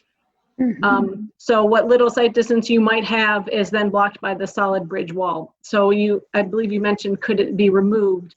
Well, I mean, it could be, but it requires a full reconstruction of both the bridge over 94 and grade changes for hundreds of yards. And is there any way to move the driveway further to the east? The driveway is as far east on the site as possible. And our development team looked into even acquiring the adjacent site, but it is not for sale. Okay, thank you. Councilmember Amlawi. Thank you, Mayor. You know, I'm concerned as to some of the traffic and, you know, the amenities, I believe, if I'm thinking of this right, all lie to the east, the shops, downtown. There's going to be a whole lot of traffic that would go east down Liberty to get back to town and to the stores and to things that people would want to get to. And I'm just wondering, in the current configuration, folks exiting this would have to go right and then go all the way down to Wagner, or how would they head back east towards town in reality here? Your assertions are correct. They would have to leave the site when traveling on a vehicular basis and head west and seek some other route to the city. That could be going all the way to Wagner, or perhaps through, there's another road there that connects down to Scioto Church as well. But absolutely, and that is a balance that, you know, we recognize was a difficulty in making sure this site was compliant with code. But in the end, the sort of adverse concerns about the traffic circulation were outweighed in our eyes about making sure those turning movements are physically safe to the greatest extent possible. Also, you know, I'm not trying to diminish it. There will be vehicular trips associated with this site, but it's also, fortunately, also on transit access routes and other infrastructure in that area. So ideally, some of the challenges of that might also help with the mode share of trips from that site. But you're definitely right. This is a decision of code compliance, emphasizing safety over circulation pattern. I guess I'll go offline with other concerns on that, because I just feel like people are going to be doing things that are unsafe in their cars in order to head back east, and that might cause a bigger threat than what we're trying to achieve in addressing. So I just have a question. I know we're running late, but I have a concern that I've already forwarded to, I think, Derek and the city attorneys on another property that is near this, where it was recently constructed, and now things are falling apart. You know, the craftsmanship, the workmanship on the development was poor.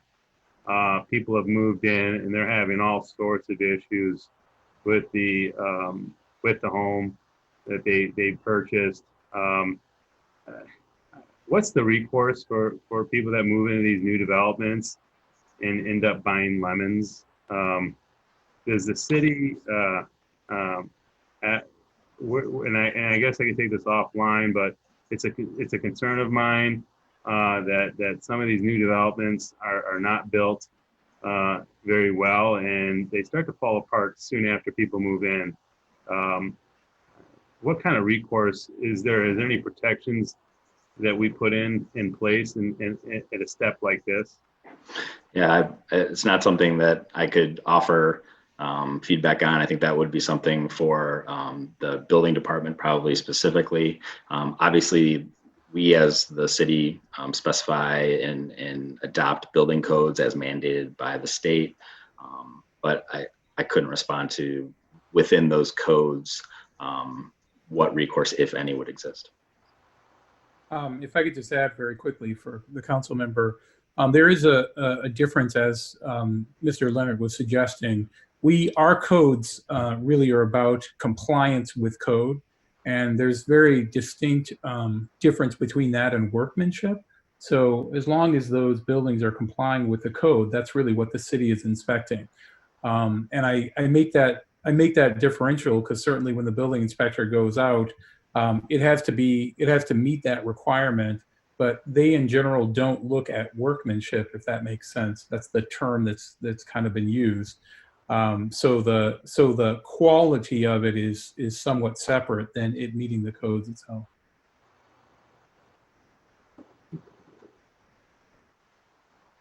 Councilmember Nelson. Thank you.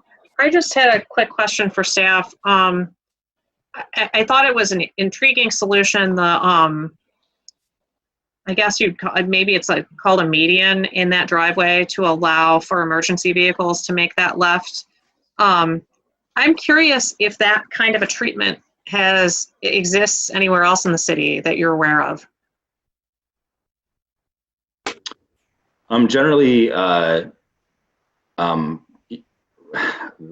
sometimes they're called pork chops.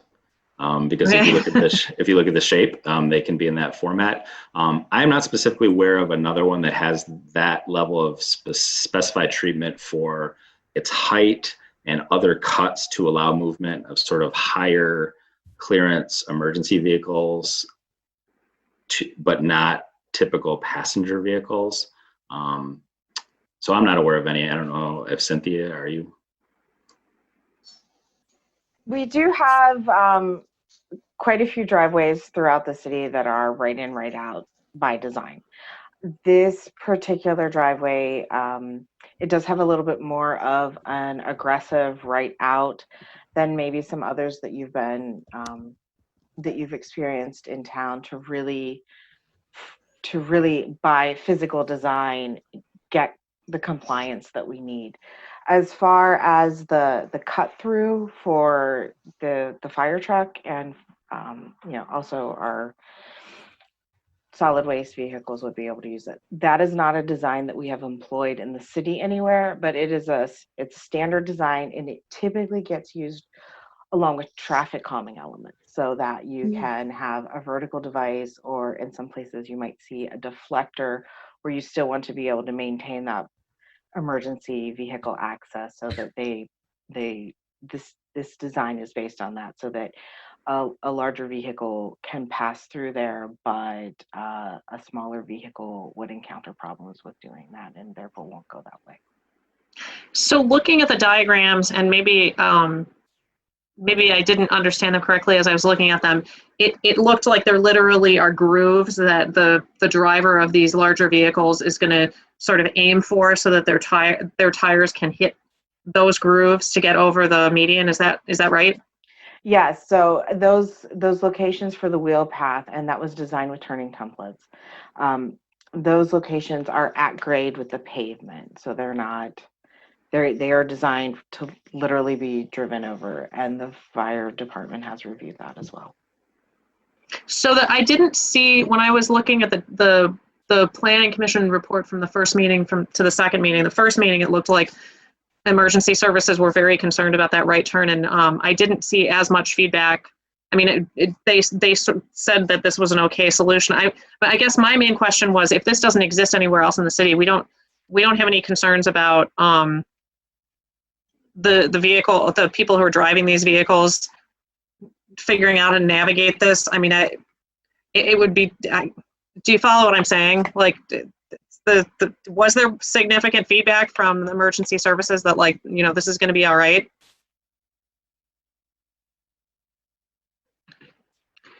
I can address this somewhat. We did work with, and we had more than one meeting with both the outgoing fire marshal, Kathleen Summerskill, and the new fire marshal, Michael Redmond, and both were very confident that their drivers would be able to navigate this. I'm blanking on the correct pork chop term, but this. I believe it's medium rare. Yeah. This rare pork chop turn. And they both were very confident. Now, they didn't mention this, but we have situations around the city.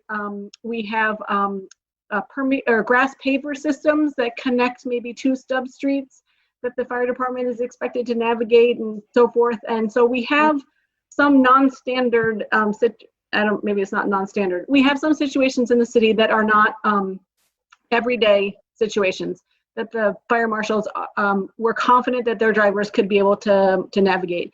I believe Councilmember Hayner noted that fire trucks now, by design, they go over some roundabouts, so they have ways to deal with these medians.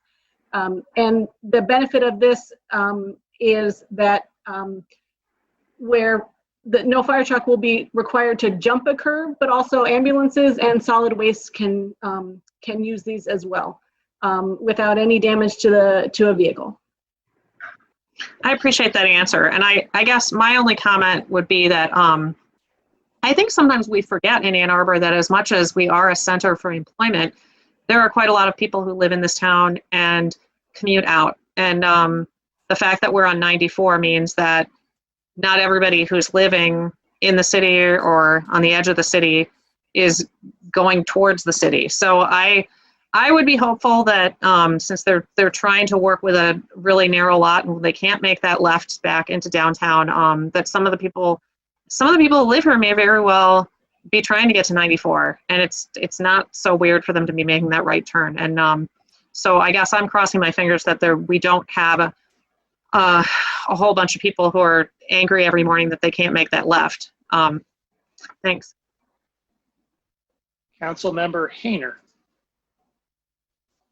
Thank you. I guess this is just continuing up with the questioning, because, like I say, I think this is a neglected site that we need. So the private parcel to the immediate east of that, immediately adjacent to that, and then you get into the Norfolk homes and the heating and cooling and all that. Are we going to beseech that owner to continue the sidewalk stub? He's going to be the lone gap in the sidewalk on the north side of Liberty there, if from what I see. And then I guess my other question is, have we, South Maple Park is immediately across the street, but my understanding, like I tried to look at the alignment on the site plan. Didn't have a satellite with me like I'm looking at now, but is there a concern with this traffic situation that either South Maple Park or Liberty Point Drive or Summerfield Glens circles are going to become the de facto turnarounds for this? Have we notified the property owners of those two subdivisions that, are there any, I guess my question would be, is there any consideration that we might anticipate that those are going to be used as turnarounds and have to make necessary improvements to the traffic flow or the signaling or the signage or something in that area? Has that been considered? I just missed it on the plan. I just want one more thing real quick. So, we approved, well, not all of us, but we approved an area plan for Mishcon that actually had, you will recall, that had the fire department taking a hard right and going down on was basically a improved sidewalk to get onto that site. So I'm not so worried about emergency services and the occasional visit as I am the a weekly frequency of our trash and recycling pickups. So anyway, I'm concerned about those two loop-de-loops immediately to the west. I think those are going to become the de facto turnarounds. Unless this improves that side of town's relationship with Scioto Township, and everybody starts going out there, which wouldn't be the worst thing because our housing woes are they are regional. So thank you. Councilmember Griswold. I want to acknowledge that Cynthia has been with us all evening, and I always appreciate when we have a professional engineer. I do have one more question. Is there any crash data regarding this type of design? And I know that at Huron High School on Fuller, if you're coming from the west and going into the athletic field area, it's a no left turn, and it's the same reason. It's a sight distance problem due to elevation. So what people do is they just drive right beyond the entrance, and then they make a little donut in part of the athletic field, which has become basically a little roundabout there because it's used so much, and then go into the school. And I'm not aware of any crashes at that location, but I'm just wondering if we're increasing our crash rate with this type of unusual design. Oh, and another thing, pickup trucks, could they go through this, or do they have a narrower wheelbase than, say, an EMS vehicle? I'll answer the last question first, and that pickup trucks generally have the same wheelbase as another type of passenger personal vehicle. So your fire truck or an EMS response vehicle, they're going to have a wider wheelbase. Okay, good. I would like to point out that the driveway does not have restriction in. It is a full access in and right turn out only. Right. The turn restriction, that turn restriction is very specific to the site obstruction, and that is that there isn't enough decision site distance for a motorist exiting the site. But the site distance along Liberty is sufficient to make turns into the site. So there are no site obstructions for vehicles turning into the site. Therefore, there are no turn restrictions for vehicles. Oh, okay, thanks. Yeah, I was using an example that really didn't fit from an engineering standpoint. So thanks for pointing that out. But still, the reason that we encouraged the applicant to pursue a different type of design was that we don't want to create a scenario where that decision to site distance is not there, which could lead to crashes. Mm-hmm. Okay, thanks. Councilmember Smith. Yeah, Ms. Redinger, one simple question is, I'm assuming that we aren't talking about a traffic signal here because it doesn't meet the warrants for the installation of a traffic signal. That's correct. In the AM peak, they have 7 trips exiting. Sorry, that's the PM peak. 13 vehicles in the AM peak, trips exiting, 7 exiting in the PM peak. So you're not getting anywhere near traffic signal warrants. Thank you. I'm done. You're welcome. Further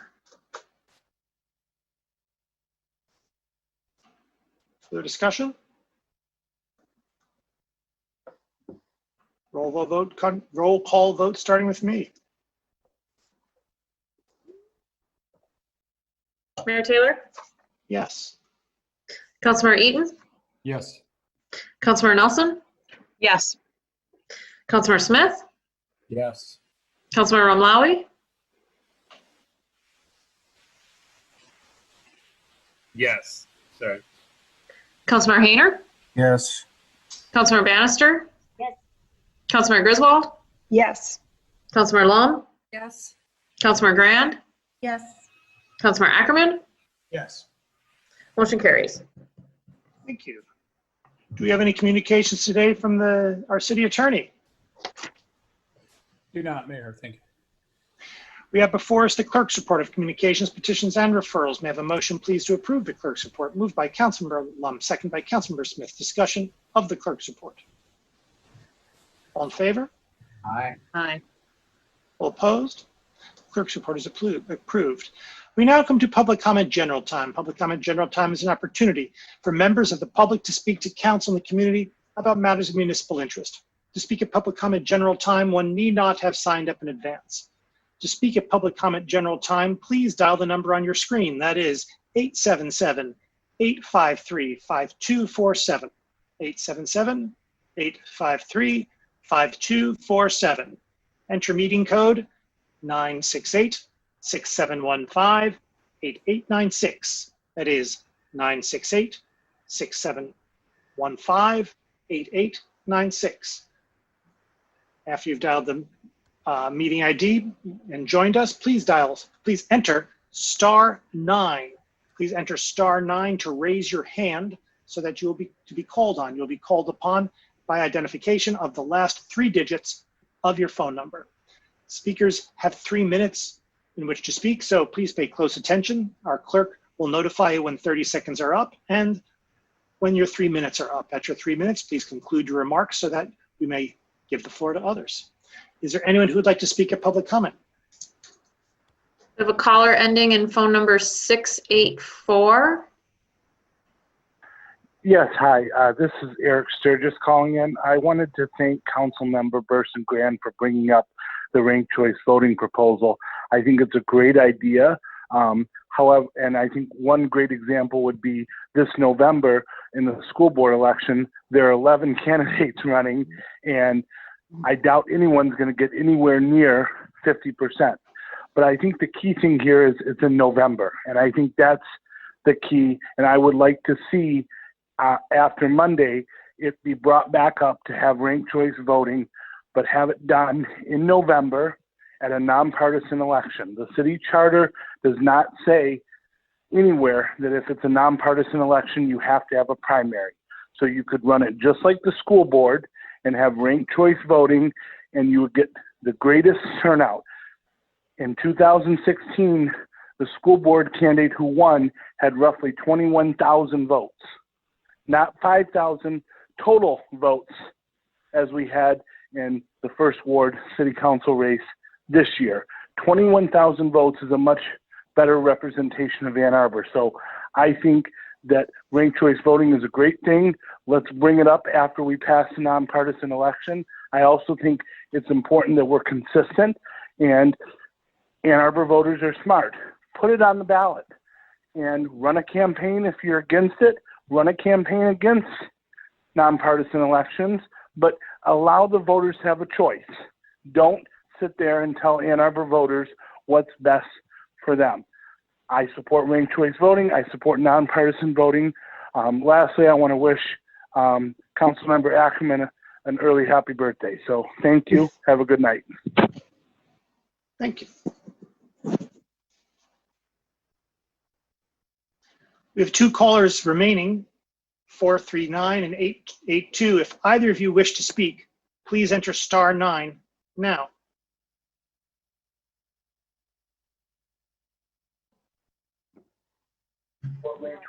Caller 439. Hi there. How long do I have to speak? 3 minutes, please. Okay, great. Fantastic. So this is Henry McConnell. I spoke earlier tonight about the urgent need for a downtown masking order.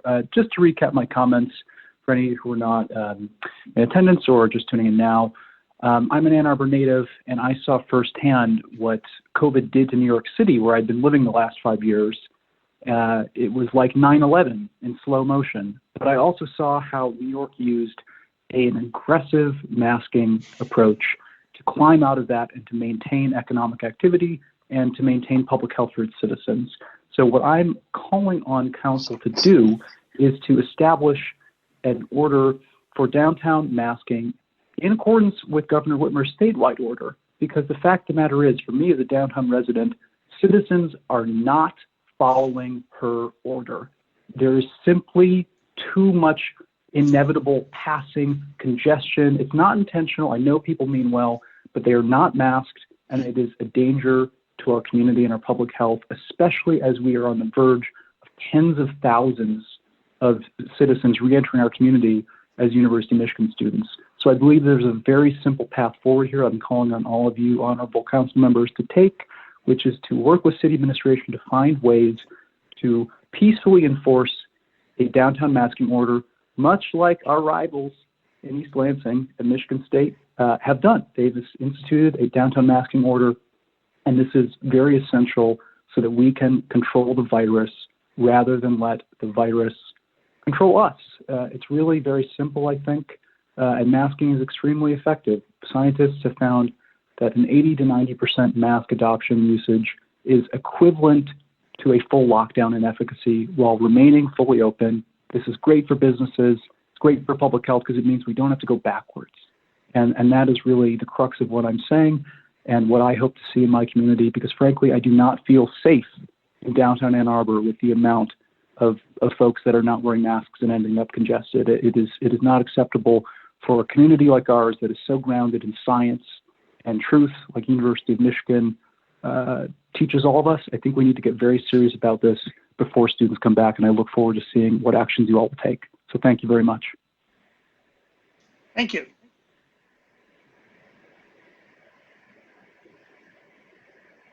There are speakers on who are here. If anyone wishes to speak, please enter *9 now. Caller phone number ending in 205. Hey, it's Joe Spalding over here in California. It's been a fun week. I wanted to talk about ranked choice voting for a minute here. The first thing that I want to say is that when you start talking about Ann Arbor isn't following the rest of the state, that's a badge of honor. You should wear it as a badge of honor. And frankly, it's not just my opinion, but Ann Arbor should be leading the way when it comes to policy, specifically progressive policy. And I don't want to overgloat here, but the voters clearly think that. When it comes to saying these 2 cities are the only other cities that have partisan elections, and this, like, what I hear when I hear that is that Ann Arbor needs to be more like Kalkaska and more like Howell and more like Jackson. Ann Arbor needs to be more like Granville and Hudsonville, and I just think that's just patently false. And I'm not speaking as just some random person on the street here. I ran strategy and messaging for Voters Not Politicians for their petition when Skubik and all the rest were on the show there, grilling Katie about the policy being too complex. I was making sure she had the right language for saying it's no, that putting this to a vote for the voters, you're asking a very high lift. And I don't hear a lot of voices from people on council that are willing to educate the voters specifically on ranked choice voting. And to be honest, I don't hear a lot of voices on council that really understand ranked choice voting. In fact, bringing up partisan versus nonpartisan to anybody that does have a firm understanding of the political science and the messaging behind this, it just sounds like complaining. It sounds like complaining about not running quality election or campaigns. And I'm sorry about the outcome for the people that didn't win. But it's not because of the way the game was set up. The voters spoke, and that's just how it is. Thanks. Thank you.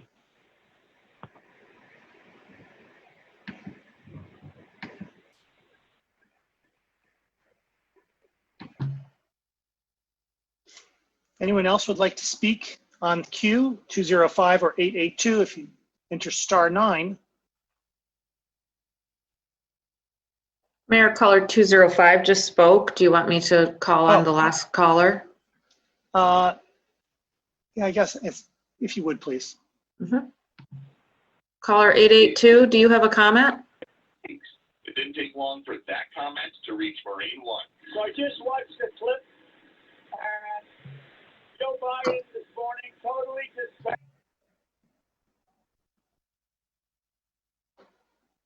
If anyone wishes to speak directly, please enter *9 now.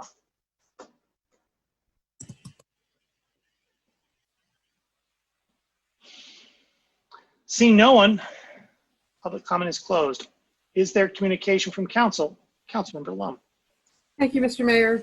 I would just like to note, to respond, frankly, I probably shouldn't take the bait, but I am, to Joe Spalding from Oakland, California, who has now on consecutive council meetings chosen to call in during public comment and opine about things here in Ann Arbor.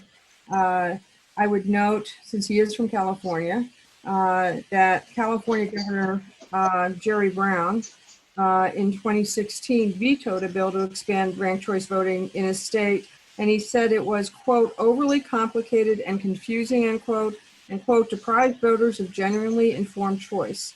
I'll just make that comment. Thank you.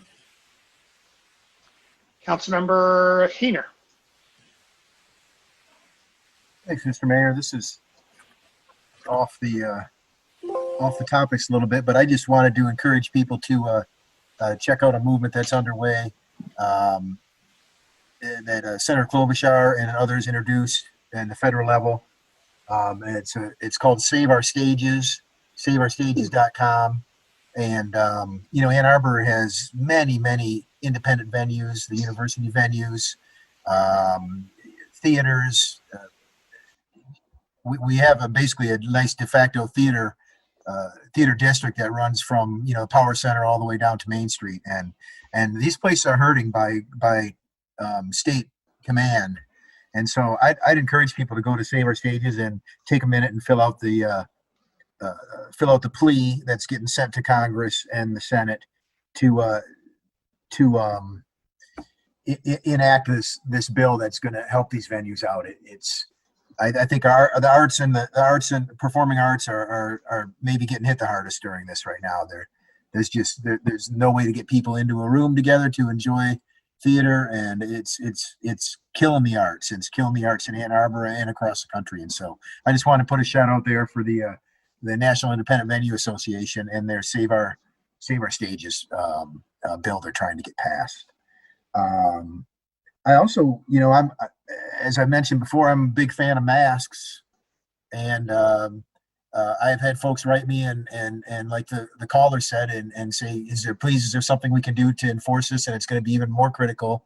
I've also had people asking me about our potential for enforcing the house parties that are going to be happening on campus now that the bars are forced closed. And I think some states and some municipalities have really ramped it up. There's talk of turning off water and electric to these houses and stuff, and I don't support that notion, but I saw that online and people asked me about it. And so I'd like to I guess I'd like to call on our administration and any council colleagues who feel that they would have some insight onto what we can do around this issue, what we can do to make the public health improvements necessary in our community. I think we could, you know, I'm not an expert on this. I'm an early mask adopter, and I mean, I wear them for work all the time, so I'm used to them. It doesn't bother me. I kind of like it. I can't get my N95s anymore for work, and so I've been saving and reusing my work masks, which is, you know, not great, but that's the way it is. And so, you know, I just, if anybody would like to work with me on getting some rules around this that we can enforce or encourage enforcement or encourage better behaviors, I would appreciate the insight from a public health perspective. Thank you. Councilmember Griswold. Yes, I want to enthusiastically support what Councilmember Hayner said. When I first read about how they were turning off the power and water to party houses, I thought, well, that's totally crazy, but we have a serious threat in this community, and so we need to work with the University of Michigan to make sure that we are not repeating the same thing that's going on in Los Angeles. I also want to thank Joe Spalding for calling in because he proved my point. He is a policy wonk.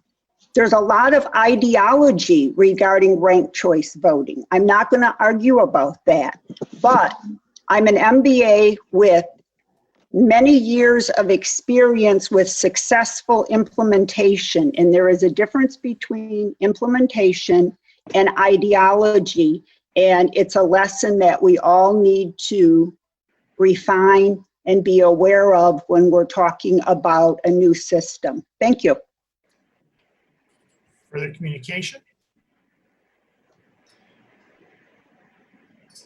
You know, apropos of the you know, comments that were just made with respect to coordination between public health, university, and city, you know, folks should know that there have been, you know, a fair bit of meetings. I've been involved in some of them. Staff, of course, many more.